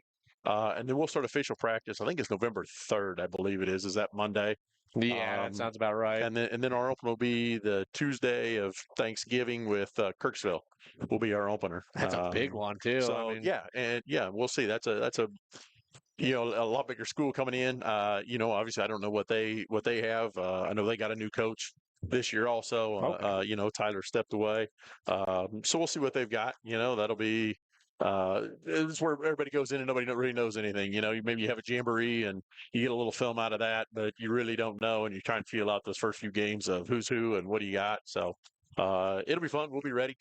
Of course, Excited to go. yeah, and of course you've moved back here to Northeast Missouri and everything. How's that been for you, just getting back here and everything? I know you were pretty excited about it when I did the interview back with you late at the school year last year when you got to be introduced as new basketball coach. But I mean, how's things just been for you getting moved back in and Yeah, everything? it's been great. Just like you said, moving back, a lot of people we know, a lot of ties to the area. My folks are about an hour away, so that was a big part of our move, getting closer to them and get grandkids closer to them. And so it's been really good. It's been good. We bought a house, so a lot of renovation stuff there, and so it took up a lot of last half of my summer, and still takes up most of my Saturdays trying to do it. So. But it's been good. It's been good. Like I said, just a lot of people that I've talked to, and it's a familiarity. I guess maybe you go. You still go to Quincy, you still go to Hannibal, Yeah. Places we've been and places we travel. Occasionally Keokuk. Yeah, I drive down a road, or I take, we'll go somewhere, and I'm like, no, we're going to take this road. My wife said, oh, why are we taking that road? I know this road. I've been down this a few times. So it's been good. It's been really, really good. What are some players you're excited for yourself? I know you can't really try and pick favorites or anything, but what are some players that you've been excited to see get out on the court and play, especially for what they've developed over the summer and everything? Right. I think we had so many young kids this year, and a lot of those got experience, I think, last year, Yeah. and kind of got thrown into the fire. So, I know we're looking at Briscoe Post. We're looking at him to do some big things this year, be a leader for us. Kaysen, Bartz, looking at him to do some big things. And this summer, a kid that Chris Gauss had a really good summer. And he told me on day one, Coach, like I'm not really a very good basketball player. But I'll tell you what Chris does. He hustles his rear end off. So he had a really good summer for us of learning and understanding his role. So and being being the a only leader. senior on the team as well. I mean, That'll be big. So it'll be big. So that's good. And so we're just, like I said, we're looking forward to it. I'm excited to get going. I know we've been. Someone been talking about Monday. How we're starting Monday. Yeah. Yep. So. Like I said, hopefully some excitement built. There's been some other guys that have told me, hey, coach, couldn't make it over the summer, but I'm going to play this year. Okay, well, we start practice on Monday, so I'm not sure quite how to take that. Yeah. I think, but we'll get through it and we'll move on. So, well, I thank you, Coach, for this time and everything, and I'm sure this has helped to get people better to know you. For those that didn't know you and everything, and it was wonderful talking with you again. Yeah, appreciate it. Thank you. We'll be back after this break. Arnold's Funeral Homes in Canton and Lewistown have been serving the area community for 5 generations. They're thankful to be an important part of the community. They provide compassionate funeral and cremation services to the community with a focus on honoring the memory of loved ones. They also offer professional and respectful services to support families during difficult times. That's Arnold's Funeral Homes in Canton and Lewistown, family service since 1898. With the winter weather ending, your car is going to need a real deep cleaning, but you can't find the time. Take it to Sharp Custom Detailing in Lewistown, Missouri. They'll make your car look like it just came off the lot. Give us a call at 660-341-1269. From feed and fuel to fertilizer and farm supplies, Farmers Co-op has what you need. Call Mike Stauffer at 660-342-6788 and let your co-op keep your farm growing strong. Got farmland you want to rent out? Contact Austin Braunstein at B&B Farms, a local farm ran by generations of farming. Give Austin a call at 573-501-1151. B&B Farms, a proud sponsor of Lewis County Scoop Sports. Need rock, sand, fertilizer, grain, or feed hauled? Hoeing Trucking LLC has you covered. With over 25 years of experience, we deliver fast, reliable service across the Midwest. Family owned and built on trust, we move what matters, safely and on time. Call Hoeing Trucking today, 217-430-0130, or visit hoeingtruckingllc.com. When fall arrives and you're searching for the perfect pumpkin, head to Autumn Harvest Farms just off Highway 24 in West Quincy. With pumpkins, family fun, and more, it's the place to be this autumn. Returning this fall. Don't miss it. Need an energy kick? Mojo Energy Pouches, only $4.99. Grab Wiley Wallaby Licorice, 2 for $6. Airco reward members get double points on all promotional items. Let's go, Airco. As welcome back here at Highland Field, I'm your play-by-play representing Yates alongside me, Jacob Jailing. As 12:30 in left for halftime, the Highland Cougars lead 14-7. Jacob, I mean, what do you like about that first half from the Cougars? I mean, the first quarter was a little bit slow, went by fast, but slow play. I mean, Highland had a bunch of big breakout plays to start, but then the defense of Scotland County started to slow them down and found out what works, what doesn't work. And Scotland County also did the same on offense as they broke out some big plays, but huge plays by Chris Gauss to make way for Highland to start scoring more in that second quarter. You know, you saw big runs up the sideline and a couple of big plays that got brought back by flags, and wouldn't have been a tied game or a game words. A game lead for Highland without him tonight. English is hard sometimes, ain't it? Mm-hmm. Yeah, no, I thought so too. I thought, and that first half, I thought Highland just dominated possession of the ball and everything, did not let it get in the hands of Scotland County that much. And I think that's a key factor that going into the second half, what you got to do. I mean, you're going to have to immediately give the ball to Scotland County, but if you could immediately get that ball away from them and then just hold on to that ball as long as possible, I think you got better chances of walking away with this game. Yeah, and you can definitely look at the plays from Scotland County and make adjustments on your defense. I mean, that corner route has been killing them the entire game. That's really the one big play that they've gotten is in that I formation, and everyone just splitting out their ways, even on that smash out. You're looking to need to adjust your coverage, especially around pass, from about 10 to 15 yards for those routes to stay covered. And you got too many people flipping their heads around looking to which receiver to go to on those passes, and that's what's causing them to get these big yards. Well, we got about 10:30 remaining. We'll take a break, and we'll be back here with the second half of action. Old Trapper beef sticks, 2 for $4. Save $4 on select Icon meats. Plus save $2 on Stoker's tubs. Airco reward members get double points on all promotional items. Let's go, Airco. Arnold's Funeral Homes in Canton and Lewistown have been serving the area community for 5 generations. They're thankful to be an important part of the community. They provide compassionate funeral and cremation services to the community with a focus on honoring the memory of loved ones. They also offer professional and respectful services to support families during difficult times. That's Arnold's Funeral Homes in Canton and Lewistown, family service since 1898. This broadcast is brought to you by Corks Carpet Cleaning, providing commercial and residential cleaning services. They are the carpet cleaning choice in Northeast Missouri. Give Eric a call at 573-423-6523.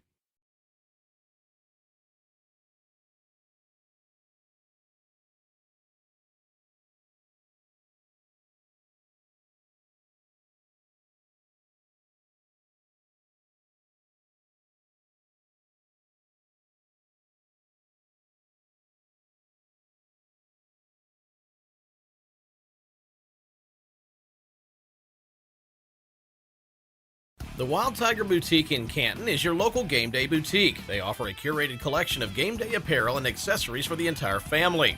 Their collections include items for the home, jewelry and accessories, and an extensive line of apparel for local high school, college, and Greek life. Now's also the perfect time to check out their Valentine's collection. The Wild Tiger Boutique is open Monday to Friday 8 to 6 and Saturdays 10 to 2. Come in and see them in Canton or shop online at thewildtigerboutique.com, a proud supporter of the Canton Tigers. Shelter Insurance Agent Richard Horner looks forward to working with you on your coverage needs in the Canton area. Together, they'll work to see that your needs are met before something goes wrong. They realize that good customer service goes beyond business hours, so if you ever have any questions about your policies, you can call them at any time. Give the Richard Horner Shelter Insurance Agency a call today at 573-288-3734. That's Richard Horner, your shelter insurance agent serving the Canton area. This broadcast is brought to you by Phillips Heating, Cooling, and Plumbing, provided you're needing heating, cooling, and plumbing throughout the tri-state area. Give Blake a call today at 573-822-4284 or visit them at filupsheatingandcooling.com. Let's go Snack and save this week at Airco. Snickers and Twix, 2 for $4.50. Haribo Gold Bears, 2 for $4. Tootsie Twin Bars and Butterfinger Bars, just 2 for $4. Dots Pretzels, 2 for $8. And don't forget combo stuffed snacks, 2 for $5. Airco reward members get double points on all promotional items. Let's go, Airco. Let's go Airco. Let's go Airco. Let's go. Got farmland you want to rent out? Contact Austin Braunstein at B&B Farms, a local farm ran by generations of farming. Give Austin a call at 573-501-1151. B&B Farms, a proud sponsor of Lewis County Scoop Sports. Arnold's Funeral Homes in Canton and Lewistown have been serving the area community for 5 generations. They're thankful to be an important part of the community. They provide compassionate funeral and cremation services to the community with a focus on honoring the memory of loved ones. They also offer professional and respectful services to support families during difficult times. That's Arnold's Funeral Homes in Canton and Lewistown, family service since 1898. With the winter weather ending, your car is going to need a real deep cleaning, but you can't find the time. Take it to Sharp Custom Detailing in Lewistown, Missouri. They'll make your car look like it just came off the lot. Give us a call at 660-341-1269. From feed and fuel to fertilizer and farm supplies, Farmers Co-op has what you need. Call Mike Stauffer at 660-342-6788 and let your co-op keep your farm growing strong. You're listening to Highland Cougar Football here on the Lewis County Scoop Facebook and YouTube page. Let's go Airco. Snack and save this week at Airco. Snickers and Twix, 2 for $4.50. Haribo Gold Bears, 2 for $4. Tootsie Twin Bars and Butterfinger Bars, just 2 for $4. Dots Pretzels, 2 for $8. And don't forget combo stuffed snacks, 2 for $5. Airco reward members get double points on all promotional items. Let's go, Airco. Let's go Airco. Let's go Airco. Let's go. With the winter weather ending, your car is going to need a real deep cleaning, but you can't find the time. Take it to Sharp Custom Detailing in Lewistown, Missouri. They'll make your car look like it just came off the lot. Give us a call at 660-341-1269. This broadcast is brought to you by Cork's Carpet Cleaning, providing commercial and residential cleaning services. They are the carpet cleaning choice in Northeast Missouri. Give Eric a call at 573-423-6523.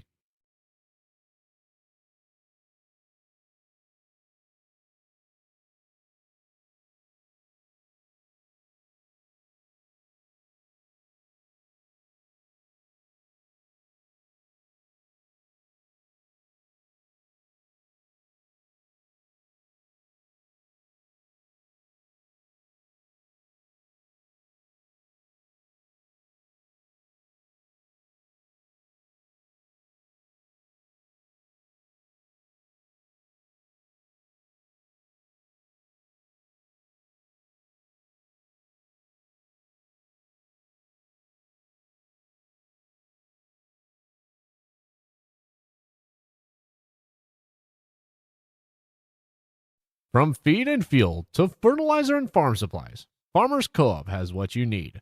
Call Mike Stauffer at 660-342-6788 and let your co-op keep your farm growing strong. If your school, team, business, or event needs promotional products, then you need Design It in Canton. Design It is a full custom screen printing and embroidery shop. Whether you need a couple of shirts or a couple thousand, Design It can handle the job. They have some of the best designers in the area to bring your idea to life. Come in and see them Monday through Friday, 8 to 6, and Saturdays by appointment. You can also shop their online store at designitapparel.com. That's Design It in Canton. This broadcast is brought to you by Phillips Heating, Cooling, and Plumbing, provided you're needing heating, cooling, and plumbing throughout the tri-state area. Give Blake a call today at 573-822-4284 or visit them at filupsheatingandcooling.com.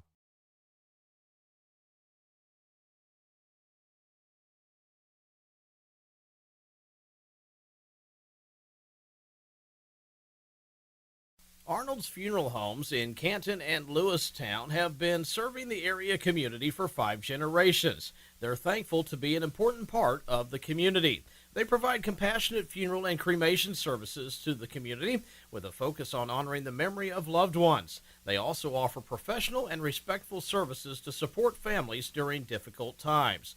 That's Arnold's Funeral Homes in Canton and Lewistown, family service since 1898. I'm a Missouri Farm Bureau insurance agent. I'm for working hard for what you get and then protecting what you've got. Your home, your vehicles, your life. I'm for making an honest living and taking pride in what you do, and for giving back to the community I call home. I'm for serving my clients with the respect and dignity you would expect from the farmers that started this company. And though I know you probably hope you never need me, I'm here for you when you do.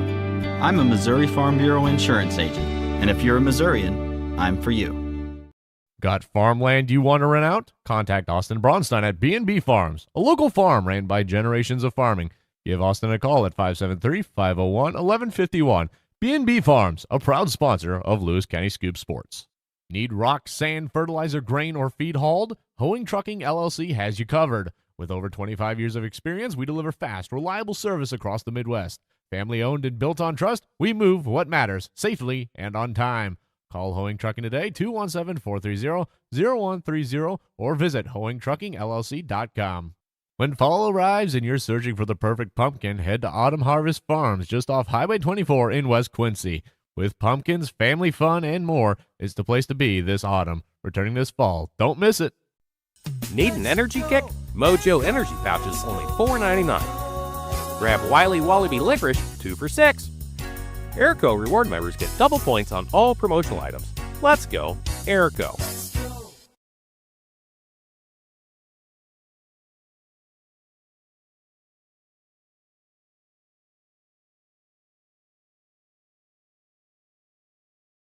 The Wild Tiger Boutique in Canton is your local game day boutique. They offer a curated collection of game day apparel and accessories for the entire family. Their collections include items for the home, jewelry and accessories, and an extensive line of apparel for local high school, college, and Greek life. Now's also the perfect time to check out their Valentine's collection. The Wild Tiger Boutique is open Monday to Friday 8 to 6 and Saturdays 10 to 2. Come in and see them in Canton or shop online at thewildtigerboutique.com, a proud supporter of the Canton Tigers. Shelter Insurance Agent Richard Horner looks forward to working with you on your coverage needs in the Canton area. Together, they'll work to see that your needs are met before something goes wrong. They realize that good customer service goes beyond business hours, so if you ever have any questions about your policies, you can call them at any time. Give the Richard Horner Shelter Insurance Agency a call today at 573-288-3734. That's Richard Horner, your shelter insurance agent serving the Canton area. And welcome back here to Highland Field. Remington Yates, Jacob Jailing on the call here at Highland Field.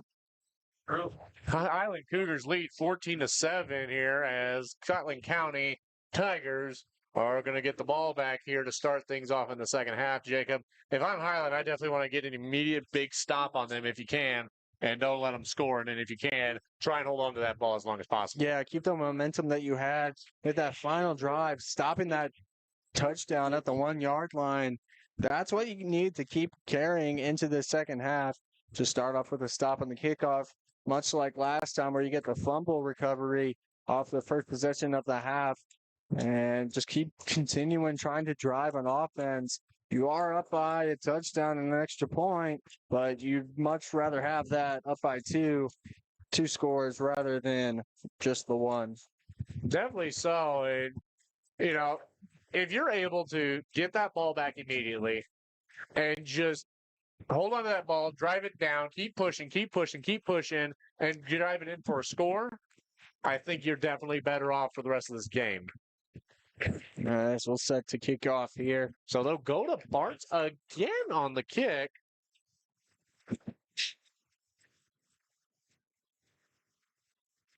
As I don't know where I got the scotch tape, but it is awful. I'm going to go buy the good stuff sometime next week. Maybe go to Walmart and get the actual good scotch or something like that. Not sponsored, but I mean, scotch if you want to. I know Scotch ain't listening. You think Scott corporate offices are listening? No. They wouldn't listen in on this. Waiting. Yeah, the rest of just going to let this clock wind out.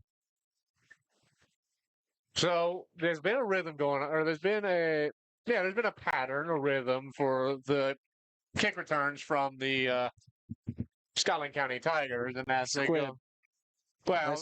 they go off to the other side of the field and try and run it up the line. And so do you think we'll see that again here? Probably. I mean, we haven't been able to see too much from the kicking off, because I mean, with the last score, it was deep kick, and they get probably about 10 yards and then get swallowed up. But see to find out something that'll work for them. 10 seconds on the clock. 5, 4, 3, 2, 1. And we are underway with the third quarter of action. 14-7 your score. As we get ready to start the third quarter, 44 Connor Bartz in front. Kick for the Tigers for 18 Carter Platt. And Carter Klatt, the running back, will be set back to possibly return this if the kick gets that far. Bartz gets set. And it's a little squib kick, goes up the middle. It gets wrapped up here by Scotland County. They're going to run it up the middle. He's going to go out to the line. He's going to have one more to break. And he gets brought down. So not great start there for Highland Cougars. Great start. Yeah, start if you're the Scotland County Tigers. Yeah, squib quick. A little bit of a bobble, but picked it up and pulled it in pretty quickly. And and getting a big gain on the kick return. Now you got to still hold. You're right back in the same position you were when you gave the ball back to Scotland County in the last quarter. Hold strong, and hopefully you can have the same voodoo as last drive. As it looks like Blessing in the shotgun, he'll step up, he'll look. Now we'll start the play clock. Play clock hasn't started yet. There's a snap. He's going to hand it off. Run up the middle. He can't get brought down, but he'll get wrapped up after a first down gain. And I believe on the wrap-up was Gauss. That, or it looked like Porter Peters, actually. Might have been a team up there. And about 13 on the play. We're up 1st and 10. So 1st and 10. Scotland County going to look to try and shove it down the Cougars' throat here. 11:30 remaining in the third quarter. High formation. This is where they typically will play a lot of pass, but they'll hand it off here. Immediately wrapped up and brought down for possibly a loss of 1. Number 18 of Carter Klatt there. And this is by Cooper Hit. Just got swallowed up. Definitely, we definitely will be a loss. I mean, we started to go up the gap, and the gap just opened wide open for the Highland linebackers. Cooper Hinton with the wrap up, a freshman, as the student section chanted out, that's a freshman.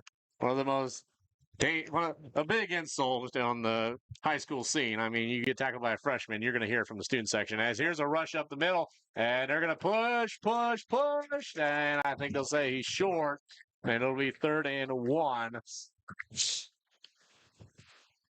So now Highland with the chance to get another first down.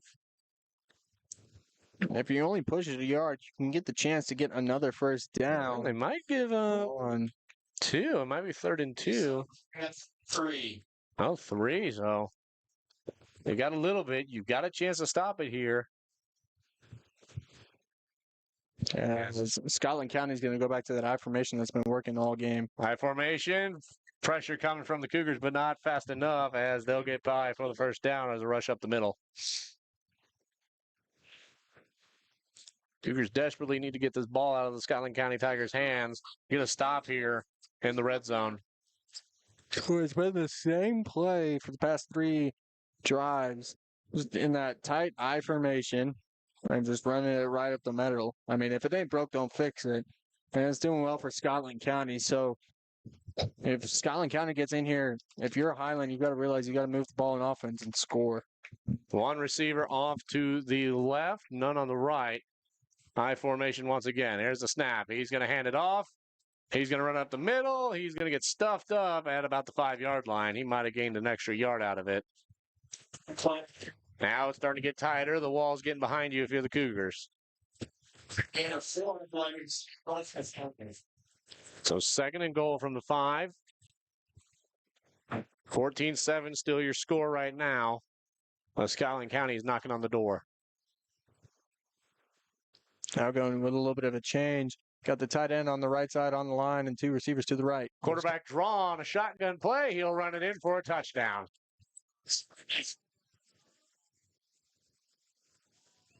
Oh, the quarterback draw once again hurts Highland there as Scotland once again goes to it. And so now they'll look to probably tie things up here. And all of these plays have been. Well, they might go for 2. They're going for 2. No, I think they'll kick it. Saw some motion and stuff. I thought they might try and go for it, but they'll try and tie things up. Highland will get the chance to take the lead back if they can, and offsides, and that's going to hurt you because now they could go for it if they want to.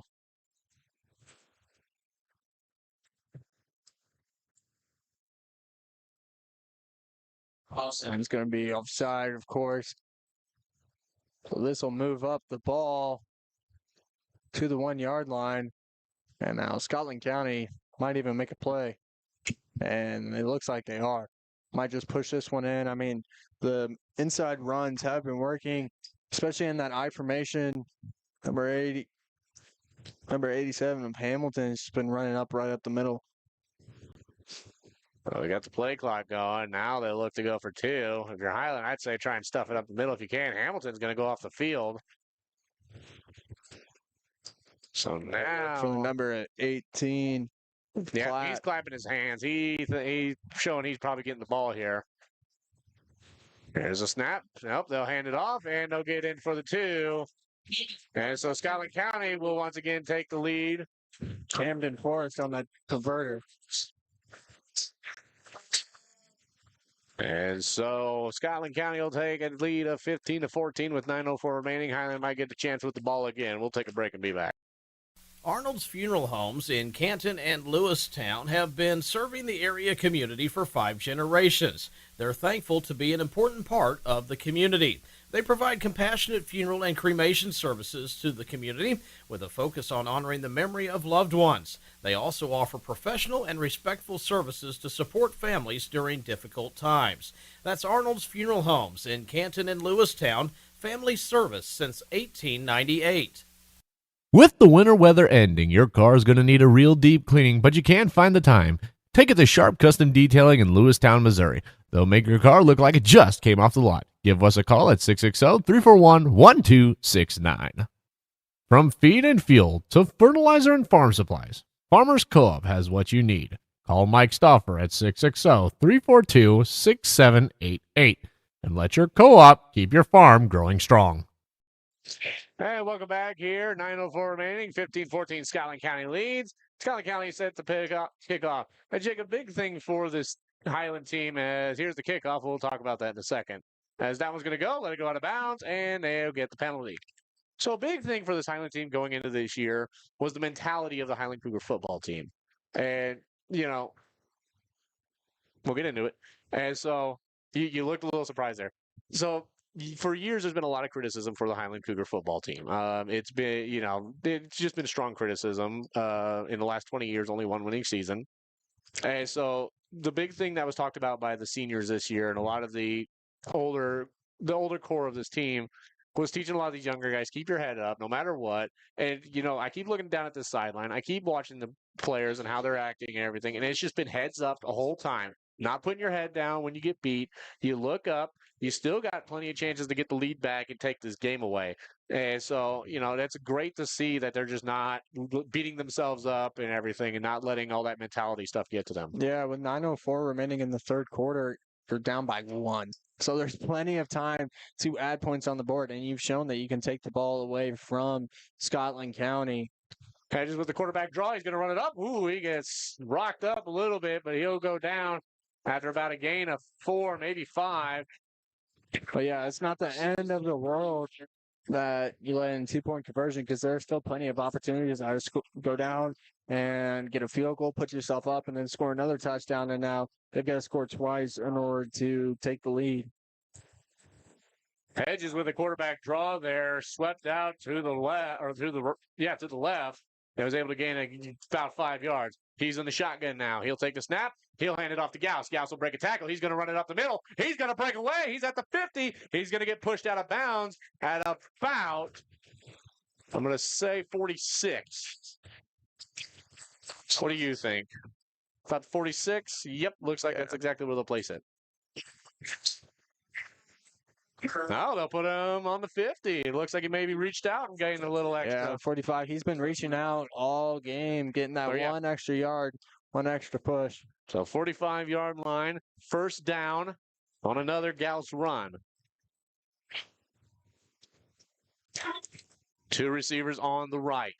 Here's a snap. Hands it to Gauss again. Gauss is going to come back the same way. Good blocks. Good blocks. He's going to break through. He's just going to shove right on through. And it's another first down. Ends up taking like a little bit of a zigzag path, but I mean, he was getting the blocks whichever way he was turning. There, the fans are now getting to the first down. He looks a little limpy after that last play, coming onto the sideline. Yeah, running back can only take so much abuse and everything. Like, where you go, all right, that's enough. Let me take a break. But it looks like they'll go with Levi Dent at running back now. 2 receivers on the right, 1 on the left. Here's a snap. They'll run it up. Dent up the middle. He's going to cut through. Wide open space. Another first down. Wow, so 3 first downs on the run game here from the Highland Cougars. They're going to shove it down the Tigers' throats now. Cougars are quickly making up some space and closing down that space behind the backs of Scotland County. Looks like now Scotland's going to have to readjust to what they were doing from the first half to combat this run game from the Cougars. Now, if I'm Highland, I'd honestly try and find a way to up the tempo on this because if you can get the Tiger defense off their feet, you might be able to knock them out. There's a handoff to Dan. We got a flag here. And that'll bring a stop to that it'll play. be a false start. Oh, so it wasn't a first down. They'll say it was short of a yard. I don't know if it's a legal formation or it's a false start. Do we need more tape or is it going to stay? It's going to stay. So that'll bring them back. But He's 6. 2nd and 6, though. So you don't get that. You needed that 1-yard gain. But it's still 2nd down, so you're still in good shape. It's not like it was the 3rd down or the 4th down where you need to convert. It's not a big shot in the foot there. It's doable. Hedges shotgun with Gauss to his left. There's a snap. He'll hand it to Gauss. Gauss now going to go the opposite way. He's trying to find something up the middle. He's going to spin around. I don't know why he can't bounce or cut back inside. Because he had a lane, could have curled up. I was going to say onto the outside. Probably could have gotten more yards than that. So now you're putting yourself in a position where 3rd and 5, and you're going to have to make a pass play here. Or you better have a dang good, successful run play to get that first down. Because now Scotland County is pouncing on that run. 3rd and 6, ball on the 30-yard line. Yeah, he had lots of room on the right if he just kept going over and maybe even cut across. But Hedges shotgun. There's a snap. Screen pass over. Here's Porter Peters again. He's going to get up. He'll get that first down as there's Porter Peters with the screen catch. As that was something they did really well against Mark Twain. I was kind of hoping to see more of is Porter Peters going out for the screen and your other receiver getting that good block there on that corner. Number 13, Santiago, or Xavier Santiago, kind of got away. I thought maybe he was going to be called on a holding call. Just definitely grabbed him and then a little bit of a block in the back too, but gets away with it. And now it's going to be Highland first down at the 23-yard line. Gauss on the right, two receivers on the right, or Gauss on the left. Hedges takes the snap, hands it to Gauss. Gauss tries to go up the middle. He'll get swallowed up. Might make it back to the original line of scrimmage. First Gauss on the carry, met by number 65.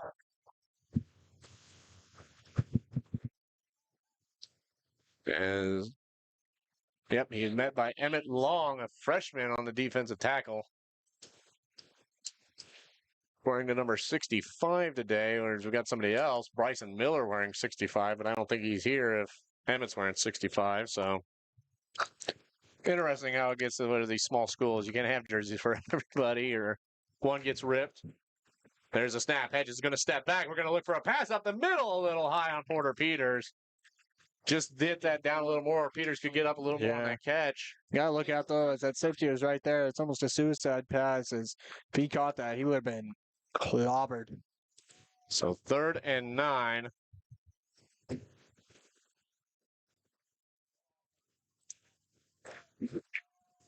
So definitely the passing game not doing as good as it was last week.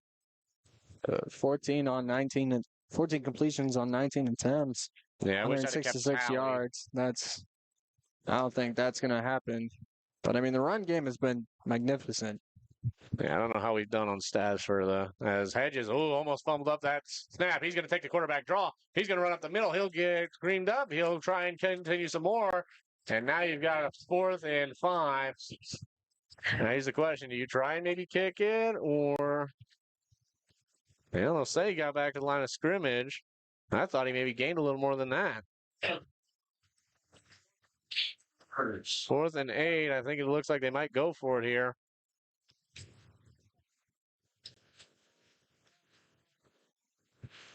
As they were definitely trying to draw up the quarterback play here, the quarterback draw for this night. I talked to one of the coaches earlier, and they said they might have something drawn up with the quarterback. So they definitely were looking to do that here tonight, but you can't use that too much. I mean, they're starting to abuse it at this point. Yeah, I mean, Scotland County's been doing that quarterback draw. It's been working out well for them. Interesting snap there as Gauss takes the snap. He's going to get wrapped up and brought down, and it'll be a turnover on downs. And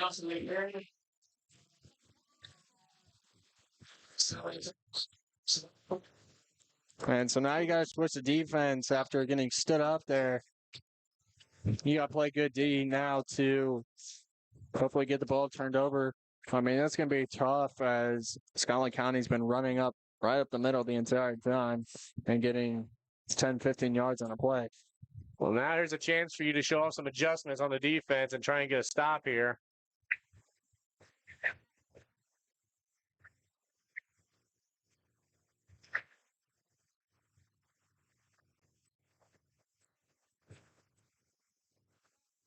As they'll rush to position with 10 seconds on the play clock. I formation.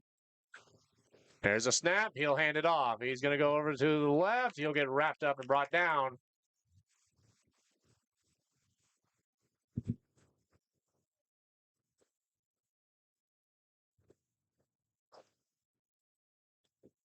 So now 2nd and about 3 on gained.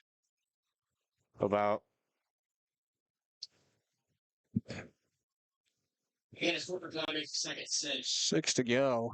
so gained 4 there, 6 to go.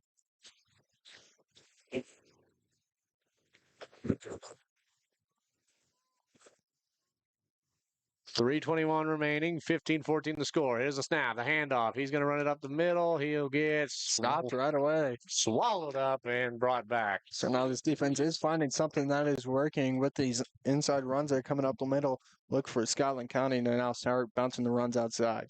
Maybe look for a sweep.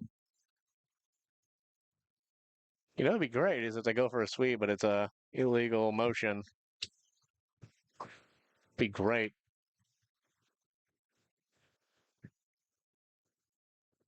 An illegal motion on the offense or formation or anything like that. Something to drag them back. You can't always beg for something like that, though. You ain't going to always get it.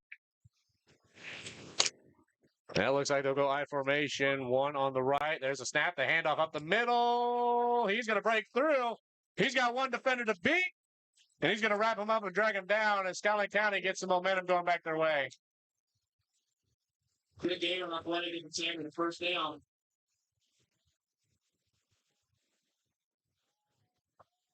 Just Connor Gauss kind of got shaken up on the play. He's going to hobble his way back to the sideline. Big gain yet again off the inside route.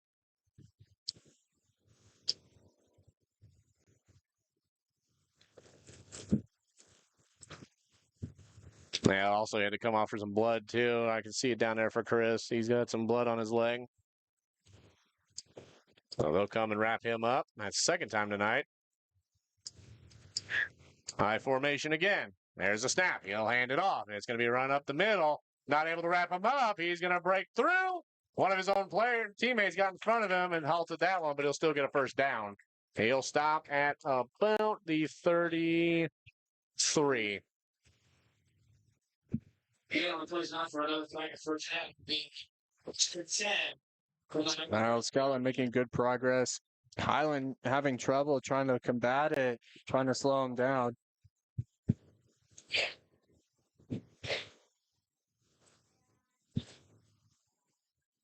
Shotgun formation, two on the right, one on the left. Or flip that. As quarterback draw, wrapped up, dragged down, as he'll gain well over 5.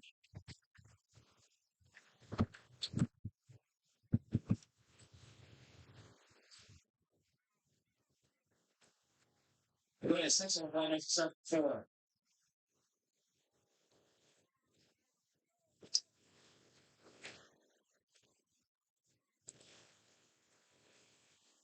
One minute 11 remaining here in the third quarter of action. 15-14 still the score. Skyline County starting to knock on the door of the Cougars.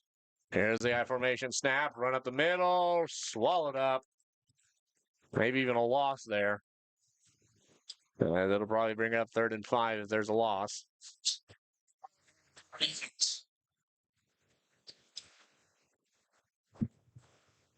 It looks like not even a gain. Maybe just... I don't blame you. This tape was awful.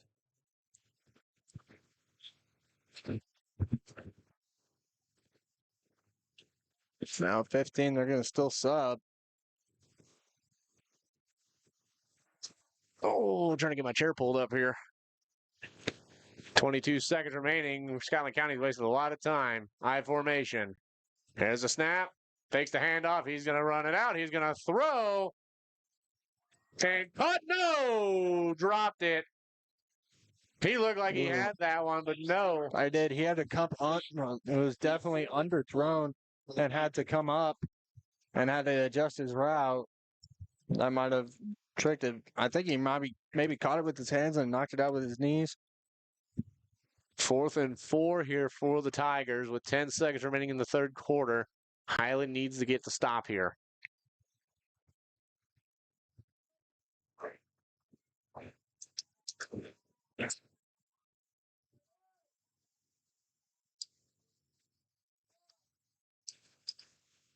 High formation again. Receiver on the left. There's a snap. He's going to flip it out. And he'll get the first down. He'll probably get more. And touchdown, Tigers. Just pitched outside, and then he was home free. So now the Tigers put themselves up 21-14 with 2 seconds remaining in the third quarter. If you're Highland, you got to find a response immediately.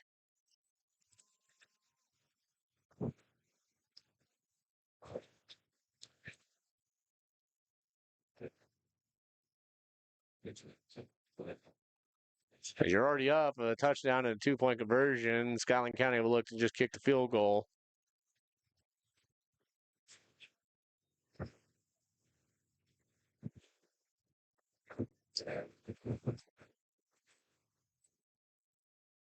Ball down, kick is up. It's long, it's high. No good. It's kicked to the left, so now all you have to do is go down and score in order to tie the game is to is to score that touchdown to kick the extra point. We'll be back here at Highland. Arnold's Funeral Homes in Canton and Lewistown have been serving the area community for 5 generations. They're thankful to be an important part of the community. They provide compassionate funeral and cremation services to the community with a focus on honoring the memory of loved ones. They also offer professional and respectful services to support families during difficult times. That's Arnold's Funeral Homes in Canton and Lewistown, family service since 1898. With the winter weather ending, your car is going to need a real deep cleaning, but you can't find the time. Take it to Sharp Custom Detailing in Lewistown, Missouri. They'll make your car look like it just came off the lot. Give us a call at 660-341-1269.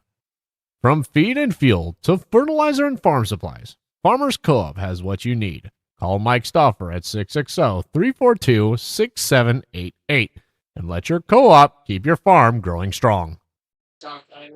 Well, it looks like the Cougars will have to get something going here. 2 seconds, third quarter of action. 21-14, Scotland County leads. As Remington Yates, Jacob Jailing bring you the action. Carter Klatt to kick things off for Scotland after that touchdown there, as Highland still has a chance to get back in this game. As there's a little squib kick. Covered easily at the Loose, but 50. now they're saying it was loose. Looked like it was a scramble, but Highland was able to get it. Powerful, good onside kick. As 54, Liam Jacobson gets down on it. For 49-yard line. Sophomore lineman, 6'1", 240. He could have picked that thing up and ran with it, though.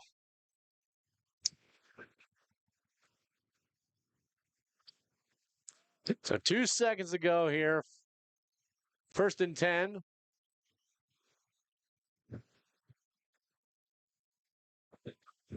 Yeah, I don't know about that one because I don't even think anybody was set. Defense just broke through the line, but nobody did seem set on the offense.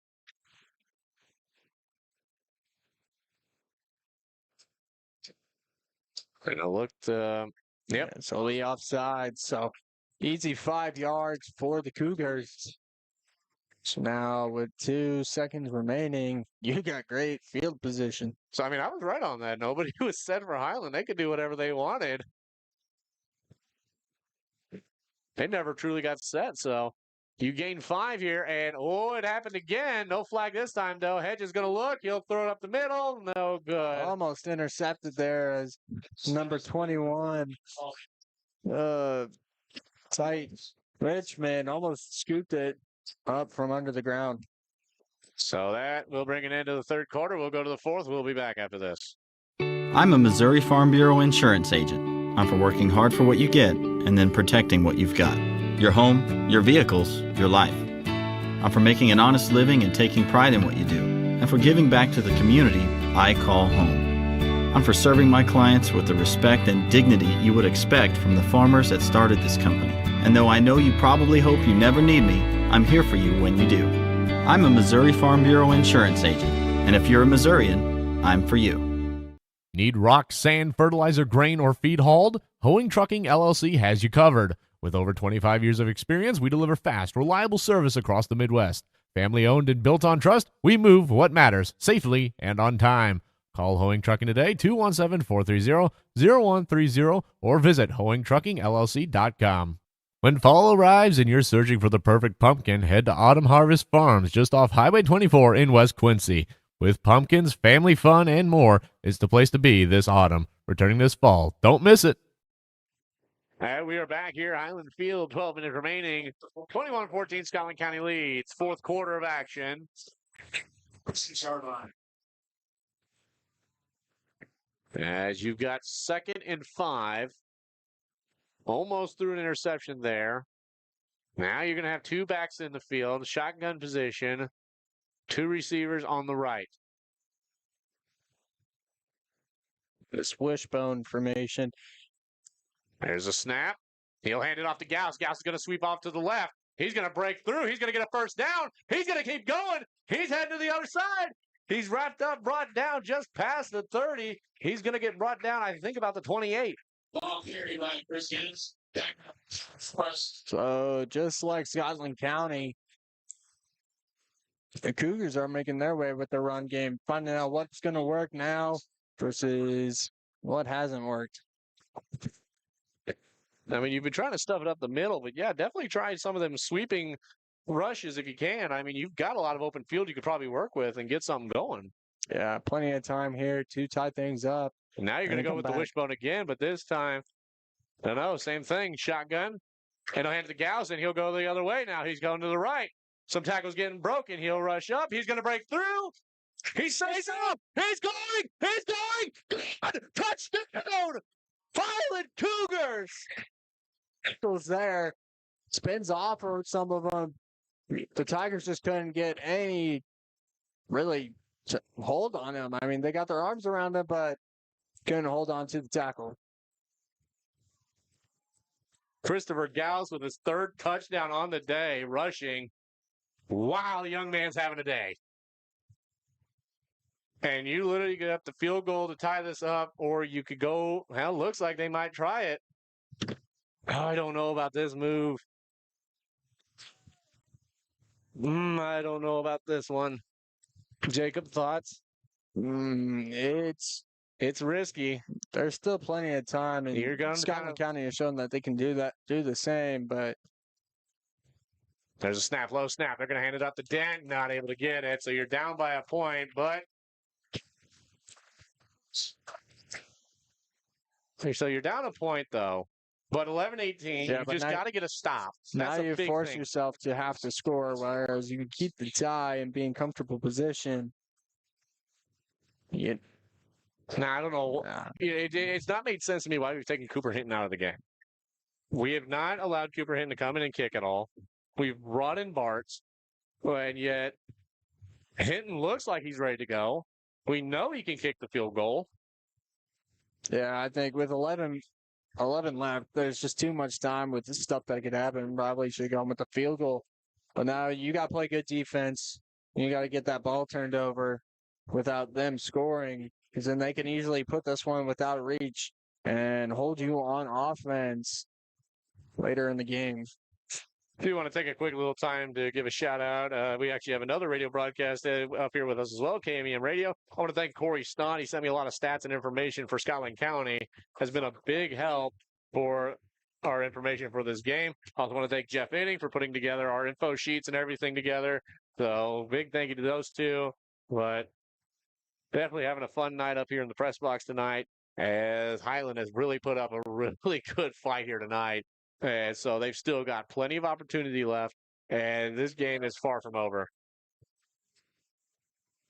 Just got to get a big stop here, I think. If you get a big stop here, You and can carry that momentum. oh, But absolutely. then you have to get a 2-point conversion. Bartz with the kick, straight to the number 10, Levi Stott, who'll just drop on the ground. Not received by.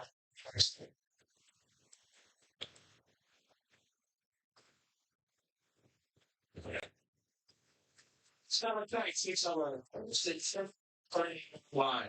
So their own 39-yard line, they'll start here at 1st and 10, and they're up by 1.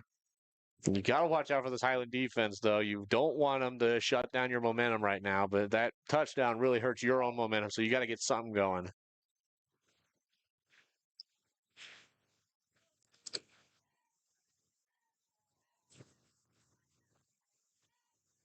High formation. There's a snap. He's going to hand it off. He's going to run it up the middle. No one's able to get him. It's going to wrap it up. They're going to try and steal Who's it. got the ball? Strip attempt. 4 from the carry. Not successful. Not successful. I love the attempt, though, but you got to wrap him up, not let him get that many yards. He got a gain. That hurts. And Anything you want, Scotland County can easily take this game away with them now. you got to get a strip up in the gut. You can't be trying to get that strip that late there. I love the attempt, but he's by himself. He ain't got much to worry about. You get him right in the middle. There's so many chances for him to bump off of somebody or anything, any kind of factor to help you out. Looks like it'll be an I formation again. Receiver off to the right. Set. Here's a snap. Fake the handoff. Hands it off to the back. Run it up, and first down, Scotland County. One down by Chris House. And yeah, we're starting the first half. The first and 10 Tigers from the Highland 32-yard line. So now at the 32-yard line,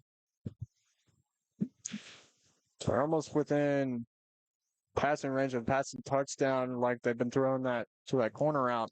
I think they're just going to keep going with what's worked, and that's going to be an inside run right up the middle. I formation again.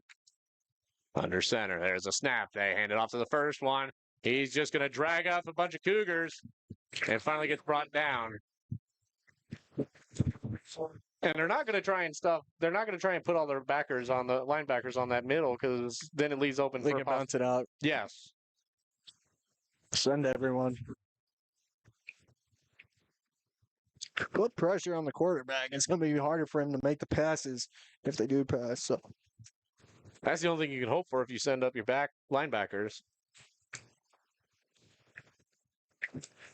Or it looks like they'll go for it again, and it's been working.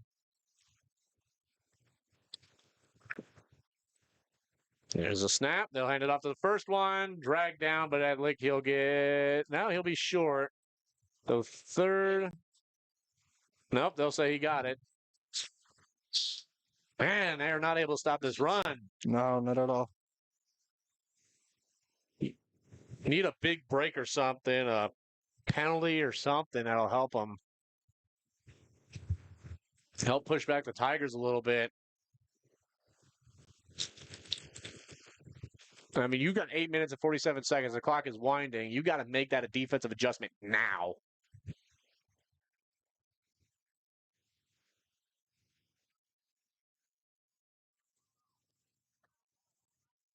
High formation again. They'll hand it off to the second. He's going to sweep out. He's going to break away. And touchdown, Scotland. So the 2-point attempt bites the Cougars there. As now Scotland goes up 27-20 and have a chance to make it 28-20 or 29-20, depending on what they do here.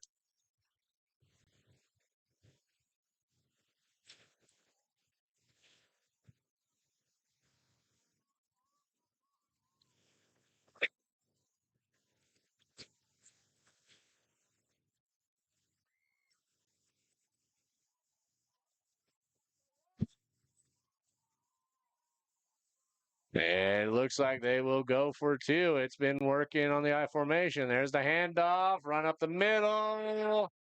Yep. They'll say he got it. Well, it's been going the whole time. And that now puts them up by 9. I mean, at this point, it's been shoved down your throat and you have not made an adjustment. Yeah. What do you So do? now you got to go down, and if you're Cougars, you got to score a touchdown with the next with a. Yeah, you're gonna have to score a touchdown and hope to either convert on a 2-point conversion or go down and get the ball again and hold Scotland County and score a field goal.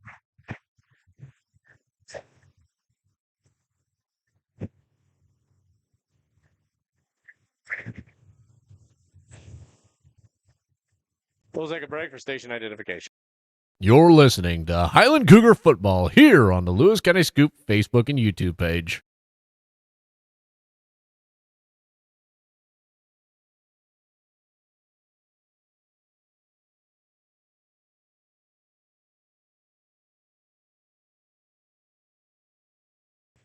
All right, and we're back.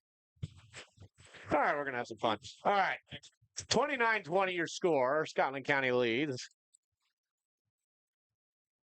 Highland's been unable to stop the I formation. I would look for another squib kick. Scotland County can almost nail the head on the coffin here if they can get a kick here. There's a kick. Out of bounds. That's penalty.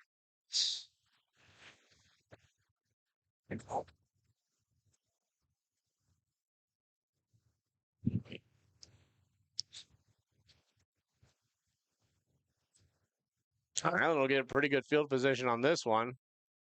So good starting position to start. Luckily, with the kick going out of bounds, I mean, 8:25 to get 9 points, and the Scotland County Tigers have got their defense figured out. The around 44-yard line.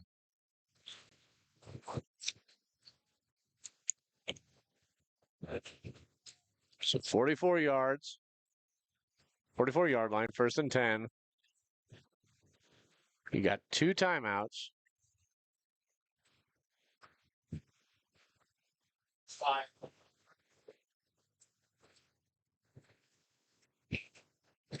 Cougars have had their offense somewhat figured out too, so we'll see what they can do here.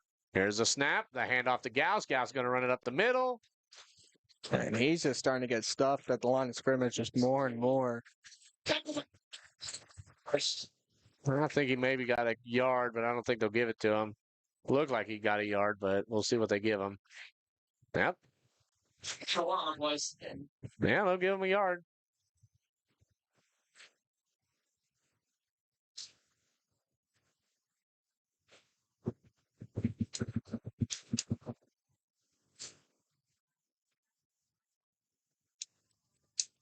Shotgun. Whistle. As Highland's going to take their first time out of the half to go over some things. We'll take a break and be back. Arnold's Funeral Homes in Canton and Lewistown have been serving the area community for 5 generations. They're thankful to be an important part of the community. They provide compassionate funeral and cremation services to the community with a focus on honoring the memory of loved ones. They also offer professional and respectful services to support families during difficult times. That's Arnold's Funeral Homes in Canton and Lewistown, family service since 1898. With the winter weather ending, your car is going to need a real deep cleaning, but you can't find the time. Take it to Sharp Custom Detailing in Lewistown, Missouri. They'll make your car look like it just came off the lot. Give us a call at 660-341-1269. From feed and fuel to fertilizer and farm supplies, Farmers Co-op has what you need. Call Mike Stauffer at 660-342-6788 and let your co-op keep your farm growing strong.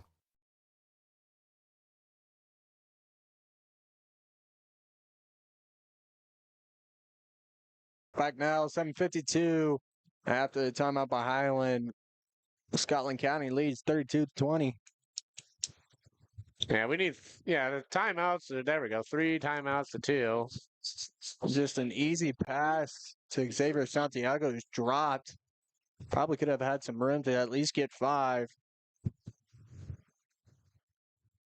Now 3rd and 9. Got to get something going here, or else you're going to be pretty well out of this game.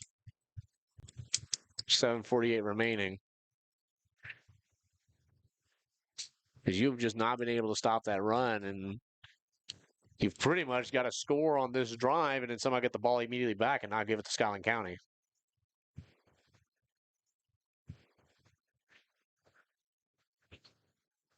Shotgun. There's a snap. Steps back. Well, he's going to run out himself. He's going to rush out of the pocket. He might take it himself. Oh, he'll take a hit to the head. No flag, though. That was a big hit. They might have gotten back to the line of scrimmage. We'll see. Ooh, big hit. That was a big hit. There was definitely helmet contact. I don't think he led with the helmet, No. but crowd was definitely looking for it. So now 4th down. Man. They got to make a big play here. They're going to bring out Cooper Hinton. I think they're just going to give this one away. Yeah. So now we finally see Cooper Hinton return.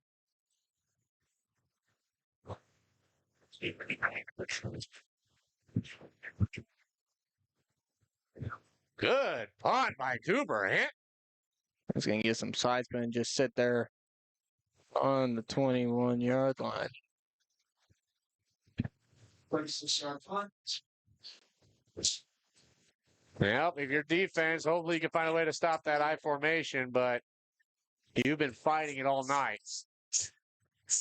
I've been trying to, and just nothing's been happening. You just got to start stuffing those holes. At this point, just adjust to it. If they go to a pass, I'm sure you've got good enough secondary to cover it. You're going to have Heath Feldkamp covering the receiver. Well, now they'll go to a shotgun formation for this one. 2 on the right, 1 on the left. Back in the field. As quarterback draw, wrapped up, brought down. He'll gain about 5. Dame Blessing. Saw the hole open up, and I mean, it was a pretty big hole. We could see from here, from the lineman's blocking and pushing out, giving him a lane to run through. Anytime he has run, that same lane has opened up every time right there at the A-gap. 7:16 remaining, 29-20 the score. Highland has 2 timeouts. Scotland County has all 3 of theirs, but I doubt they'll even need to use them unless Highland gets a rally going. 25-yard lines. Scotland went with a different formation. We'll see if they go back to the I formation, and it does look like they will.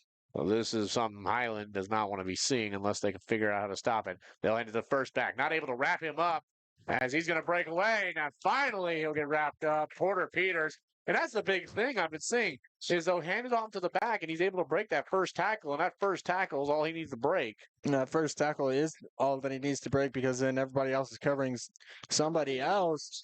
And when they get to the linebackers into the box, there's no one there. First and 10 at the 47.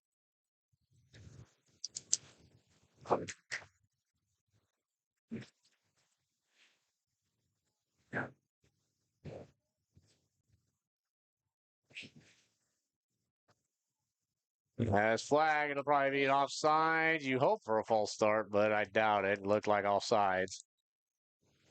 Well, it might. And it is going to be a false start. So Highland is going to get some luck here. I didn't see the motion from the offense. I only see the motion from the defense.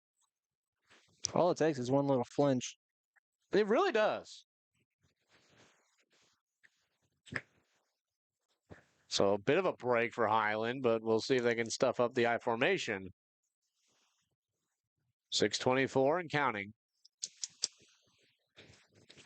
First and 15, ball on the 47. So back to the last line of scrimmage.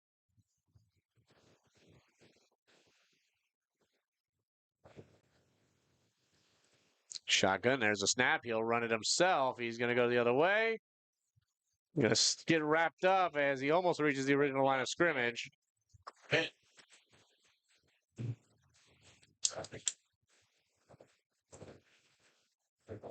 the 30 on 5 is 12.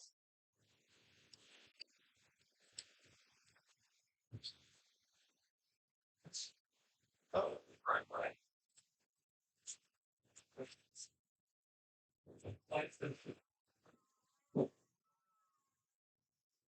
5:28, 29-20.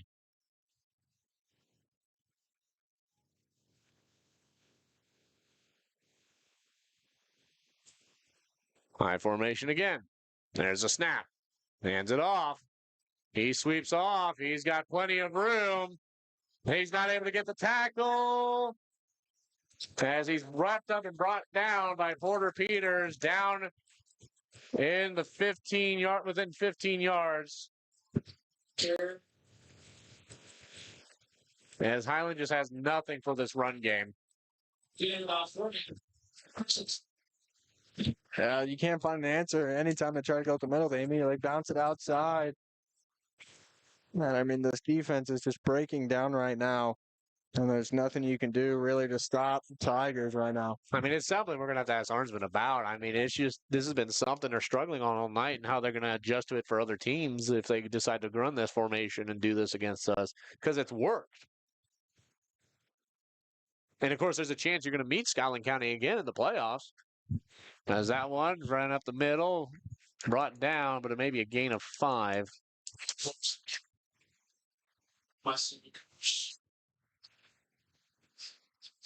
So now if you're Scotland County, you can just kind of let the clock wind down as much as you can. not give Highland much of anything left to work off of.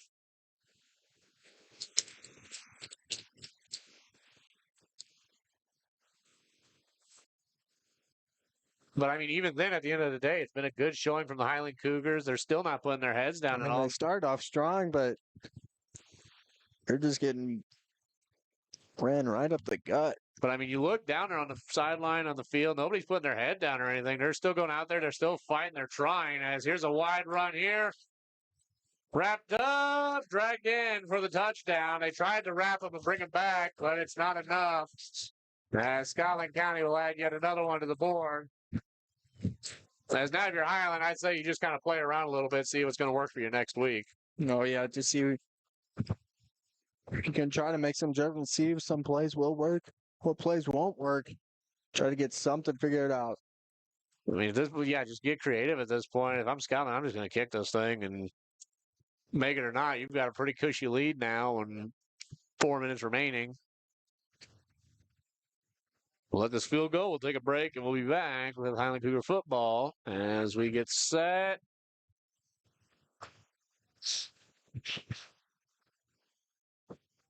And we're going to stop it. Why are we calling a timeout on an extra point?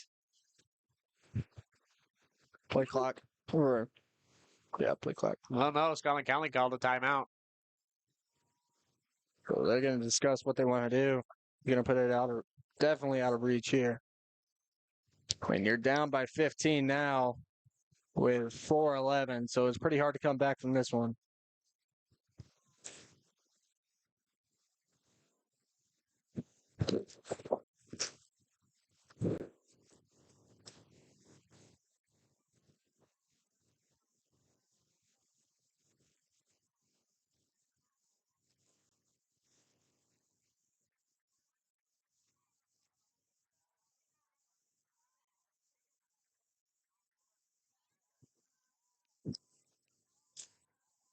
Yeah, we're just going to kind of sit here because I didn't really feel like going to a break for a timeout. I'm sitting here wondering why we're calling a timeout on extra points.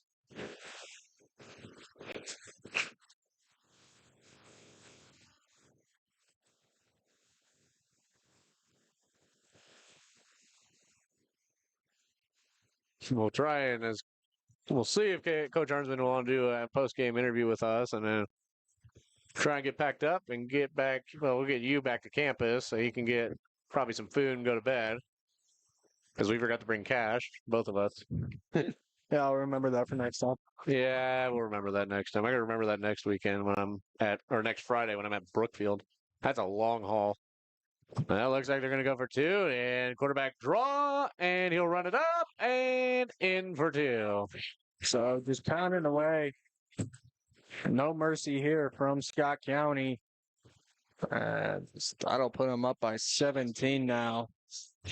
As now you got to score 2 touchdowns and score a field goal if you want to tie this game. But in my experience, that's pretty hard to do with 4:11 remaining in the fourth quarter. Yeah.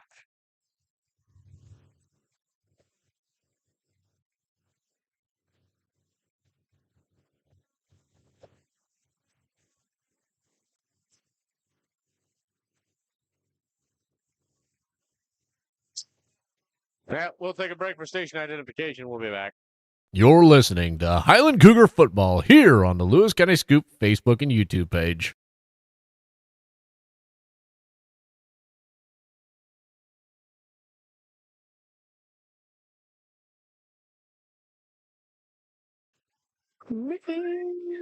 Hey, welcome back here. 4:11 remaining, 37-20 your score. As Mr. Brightside plays on the PA. It's classic. Love it. Speaking of Mr. Brightside, we got a pretty big rivalry game tomorrow between Mizzou and Yeah. KU. Hey, might as well. I got a list here of items to do as we get ready for the kickoff. Tomorrow, September 6th, we've got Culver Stockton women's soccer starting conference at home against William Penn. Both soccers, 12 o'clock for women's, 2:30 for men's. Women's volleyball get things underway as well at home, 5:30. I didn't write down who we're playing. Football on the road. Oh, what a big hit. As On the return, trying to see who that is.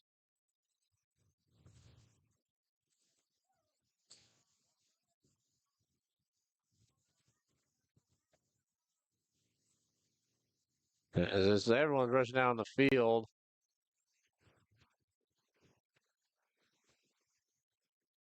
Well, whoever it was, they're looking fine, I guess. And that's going to be the number 4, Levi Dent.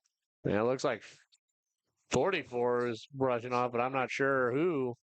Might have been. Okay, yeah, it looks like Danaway. He's walking off. Back to the games tomorrow at 6 p.m. Culver Stockton football has got a big customer tomorrow as they take on the number 15 in the country, Mid-American Nazarene. Canton softball will take on the Monroe City softball tournament as well tomorrow. We got lots of other events going on through the rest of the week. We'll probably read them off in the post-game chit-chat.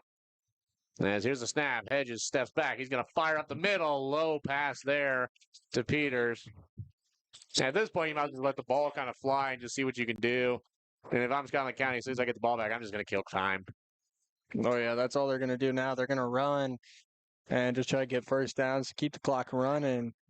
And, yeah, if I was Highland, you're going to need to look for some points here. Now you got to start helping yourself with standing-wise. Get more points so that you have more points than the person behind you in the standings. Got to find a way to hold off Milan to keep that third spot. But at this point, this ain't going to help you with the loss to a district opponent. But game against a big opponent like Brookfield tomorrow, as Hedges is going to have to run out himself. He's going to throw it down. Nobody there. So that'll stop the clock at 3:55. And now you're down to 3-10.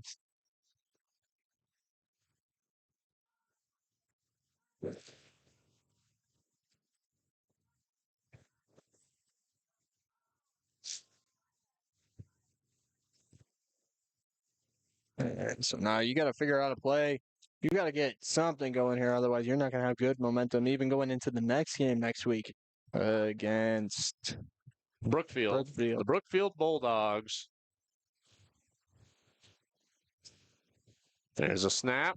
Takes a handoff. He steps back. He's going to get wrapped up and brought down. Now it's going to be 4th and long. He just dropped back pass. He's sacked by Quade Hamilton.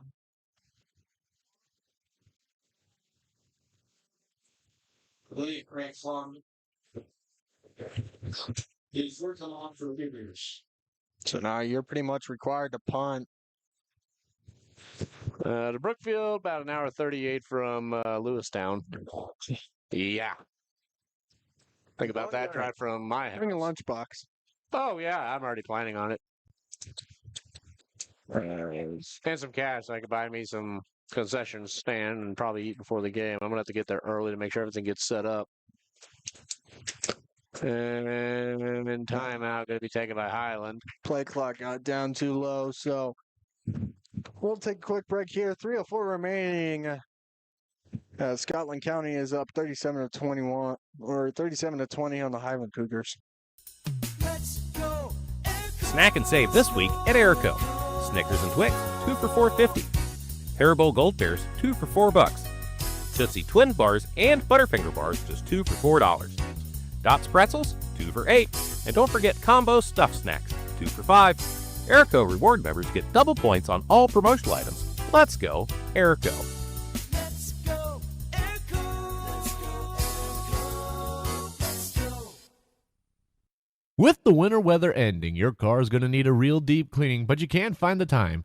Take it to Sharp Custom Detailing in Lewistown, Missouri. They'll make your car look like it just came off the lot. Give us a call at 660-341-1269.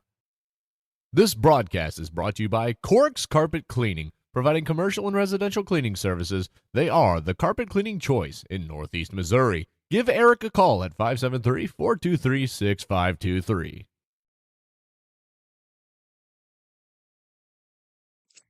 And we're back. Sweet Caroline going to play. And high punt down, takes a Highland bounce. Looks like it hit off of the Cougar over there. He's confused because he thought he had it, but didn't know where it went. 40-yard. Crazy backspin. Well, Scotland can look to just try and run out the clock and get it down to the 2-minute warning. You probably got to gain maybe a couple first downs, but other than that, you got the game in the bag. I mean, Highland, I still think Highland put up a good showing tonight, but just could not get that Honestly, high if formation you- yeah. run game. If you could have figured that out, I think Highland has a much better chance of winning this game. But for some reason, that Scotland County's I formation killed them tonight. Yeah, it sure did. I mean, just running right up the middle and just bouncing out to the outside just killed them. Yeah, and I mean just a double run option. I mean, you had the running back and the fullback, and it's just a matter of who's going to get it. And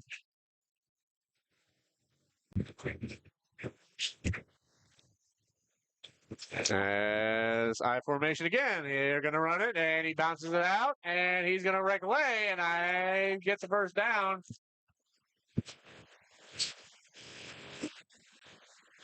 I don't know. He might come up short. Oh, that's definitely going to be a first down. Well, 2:39. Yeah, okay, yes. Vision is, yeah, it was on the 30. He will pay to pass the 30. Chains ain't set yet. Hold on here. Snap. Hands it off. Loses it. Fumble. He'll get back. I love the awareness there. I think that's the 23 of Baxter Ledbetter, who went back and made sure to put contact on the player that went down. So good head of.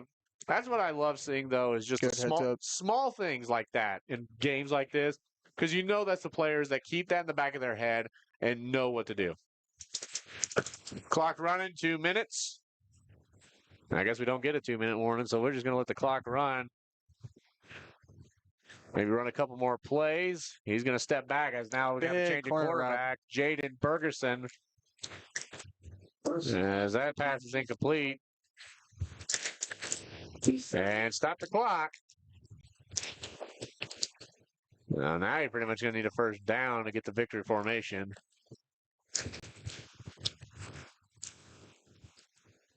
And I think we pretty well made it through all our advertisers tonight, so we're doing good there, Jacob. We're making our money, which helped pay for a lot of this wonderful equipment in front of us. So thank you to all our lovely sponsors. I should have brought my list, but I forgot to bring it. There's a snap. There's a handoff. Not able to wrap him up. Big hit and drag him down. You hear a little bit of moans and groans, but that number 33 is pretty small, 16. and he got wrapped up. Aiden Nelson was the Yeah. runner. I'm not sure who wrapped him up, but it looks like you're getting some of the more the younger Easily, guys. Yeah, probably. there's a lot of the younger guys out on the field now. A lot of the Probably varsity easily guys 6 are- inches, 6, 7 inches. Probably. All right, you jokester. All right, funny man, make me laugh. And 1 minute remaining, 7 seconds on the clock. 4th and long. He's going to step back. Throws it out route across. Oh, bounces off his hands. 4 good heads up there. Good job. I think that was Heath Pass to- Feldkamp. Yeah, pass to number 12 of Denny Black, but it just bounced off right off of his chest plate. I love Heath Feldkamp making sure that he made sure he stayed up and didn't go down or anything. He hooked him up and said, whoa, I got you.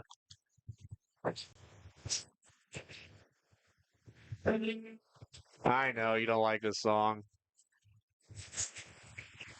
Older than the trees. There's a reason I never went to singing. Yeah, amen to that. Jeez. Oh, dude, I love you. You've been a great friend to me, dude. This has been way too much fun at the late. Highland, shotgun position. Dawson takes a snap. He'll hand it off to Gauss. Gauss going to run up the middle. Gauss going to break some tackles. He's going to try and keep going. Short of a first down. 44 seconds here. Hell, if you're Highland, you can try and make a drive and score one more time. Hail Mary. Ultimate Hail Mary right here.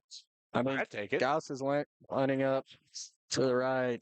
They're probably just going to run it and end the game. 2 on the right. Hand it to Gauss. Gauss going to try. He'll run it up the middle. He'll get the first down.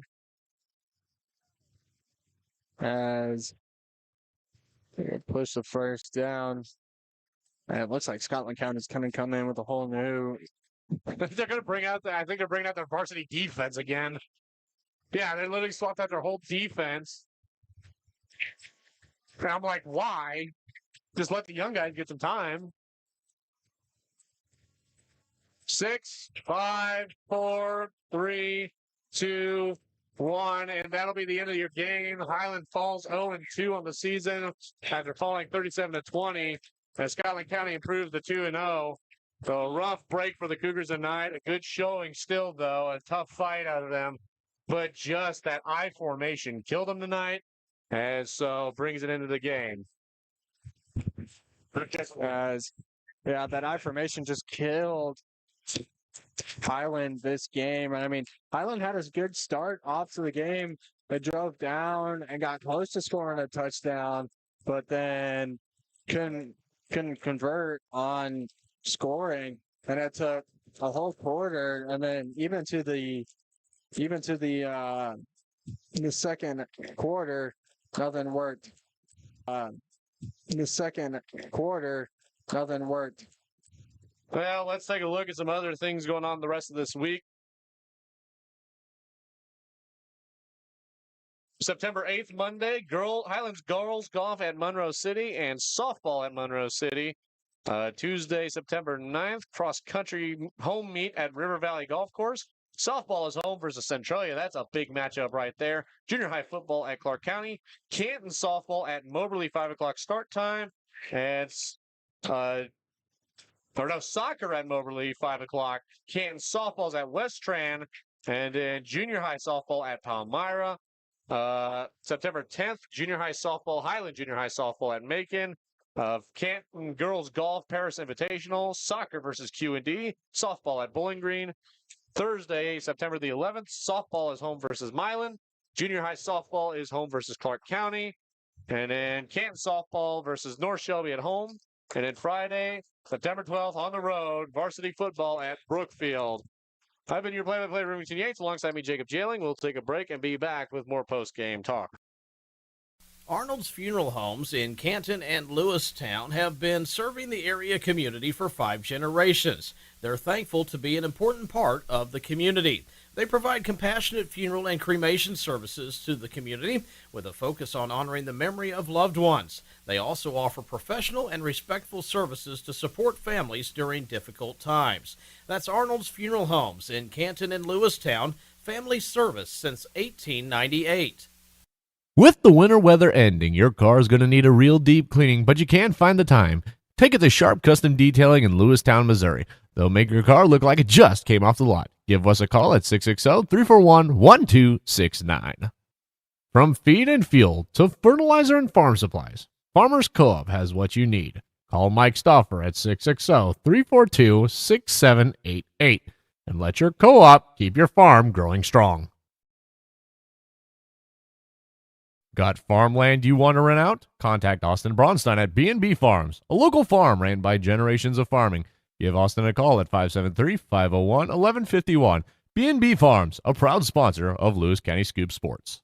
Need rock, sand, fertilizer, grain, or feed hauled? Hoeing Trucking LLC has you covered. With over 25 years of experience, we deliver fast, reliable service across the Midwest.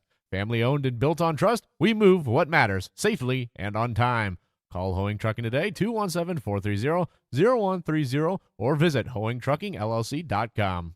When fall arrives and you're searching for the perfect pumpkin, head to Autumn Harvest Farms just off Highway 24 in West Quincy. With pumpkins, family fun, and more, it's the place to be this autumn. Returning this fall. Don't miss it. Need an energy kick? Mojo Energy Pouches, only $4.99. Grab Wiley Wallaby Licorice, 2 for $6. Airco reward members get double points on all promotional items. Let's go, Airco. And welcome back here on the Lewis County Scoop Sports. I've been your play-by-play Remington Yates. Jacob Jailing alongside. And I think we pretty much agreed that the biggest adjustment for Scotland County coming out of that half was going to that I formation. Yeah, that was a big thing, and it worked a little bit in the first half, and they saw the potential in it and went with it and just kept on riding. I mean, leading 37-20 on pretty much that I formation run to the left side on the A gap or just bouncing in out to the C gap. Was working for him real well, and Highland just couldn't adjust, and that's what killed him. Yeah, definitely. I mean, you had to find a way to adjust, but they just could not find a way to. I mean, we talked about it off the air. I think biggest thing was if you just had your backers kind of put more pressure up on that front, but they were able to bounce out, they were able to run it up. I mean, they could sweep. I mean, it was just a lot of things that Scotland could do to adjust to whatever Highland did defensively, and so that I formation was definitely very lethal from Scotland County. Yeah, and I mean, the other thing was just bringing down. We were talking about bringing down the linebackers and just blitzing the whole thing to stop that run. And even if they do pass, that quarterback was not. He was scared to be in the pocket with pressure coming on him. He couldn't make good passes. I mean, we saw a couple of good passes, but other than that, if he tried to, it was pretty bad. It was either really short or really overthrown. And I mean, same thing with Highland. They had great passing week last week, but this week was not it at all. And I think you depended too much on your run game from Gauss, and that's going to tire him out too. And he's playing both sides of the ball, so that's going to be tough. And you just need to spread some things out. If one play doesn't work, you're going to have to find something that's going to work on your pass plays, because all they did was run, and the linebackers and the line for Scotland County were too good for you to keep on doing that. So just kind of look for those passes and stuff to open up the game and open up the possibilities for you during it. Well, I don't see our guy who's supposed to go ask if Harn's going to be good for an interview. We haven't received a signal or anything yet, so I don't really know how we're going to get a hold of him, so I don't know if Harnsman even has his phone on him or not, but where's our guy? But yeah, as I was saying before, and letting in those 2-point conversions killed you. I mean, and attempting the 2-point conversion. Yeah, attempting that as well. That late 2-point conversion, I think, hurt you because you didn't get points to make it a closer game. And I think that gave Scotland County a little more momentum. But yeah, definitely, and it just, a lot of things just stacked up there against Highland, and momentum-wise, it just really killed them, I think, there late, too. Yeah. So let's take a break. We'll collect some more of our thoughts and everything, and we'll see if we can get Arnsman to come up here and do post-game interview. We'll be back after this. Arnold's Funeral Homes in Canton and Lewistown have been serving the area community for 5 generations. They're thankful to be an important part of the community. They provide compassionate funeral and cremation services to the community with a focus on honoring the memory of loved ones. They also offer professional and respectful services to support families during difficult times. That's Arnold's Funeral Homes in Canton and Lewistown, family service since 1898. With the winter weather ending, your car is going to need a real deep cleaning, but you can't find the time. Take it to Sharp Custom Detailing in Lewistown, Missouri. They'll make your car look like it just came off the lot. Give us a call at 660-341-1269. From feed and fuel to fertilizer and farm supplies, Farmers Co-op has what you need. Call Mike Stauffer at 660-342-6788 and let your co-op keep your farm growing strong.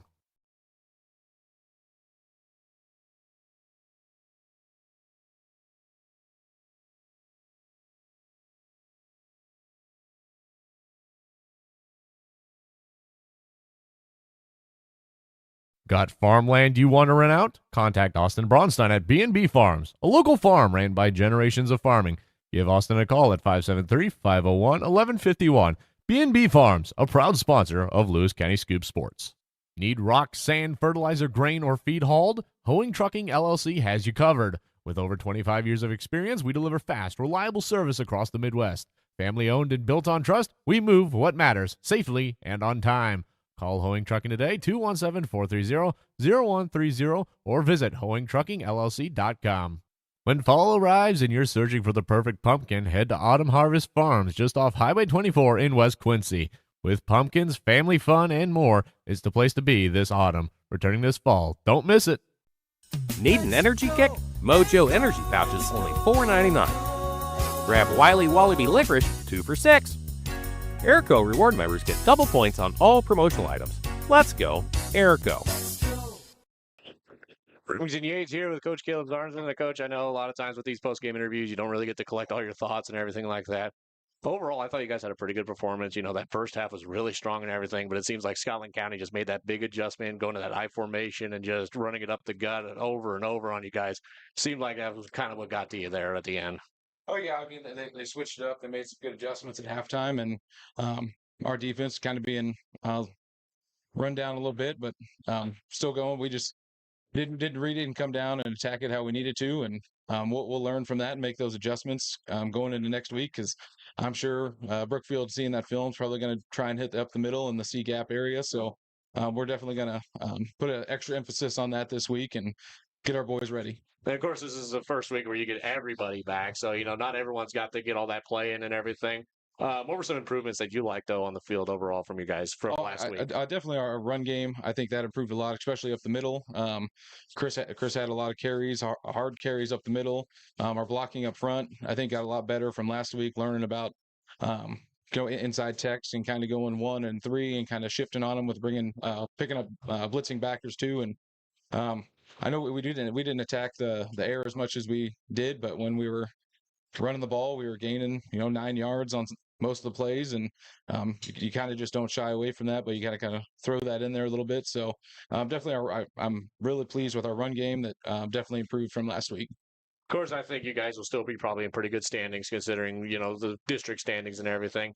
You guys still got a lot of tough opponents ahead of you, and that's going to give you a lot of points on its own. What makes you excited just getting into this tough part of the schedule where you're going to be facing a lot of bigger schools? You got Brookfield, Palmyra, you're going to get South Shelby, who's another district opponent, Monroe City. Just a lot of schools that you might be able to match up with somewhat, and schools that you're going to be kind of familiar with. Oh yeah, I mean that always prepares you, especially when you're playing Class 1 and you're playing up on those classes, and getting just that change in speed and competition. So definitely see that benefiting us towards the end of the season. I think the biggest thing for us is staying healthy with our numbers right now, and being able to persevere and push through and keep fighting into that postseason.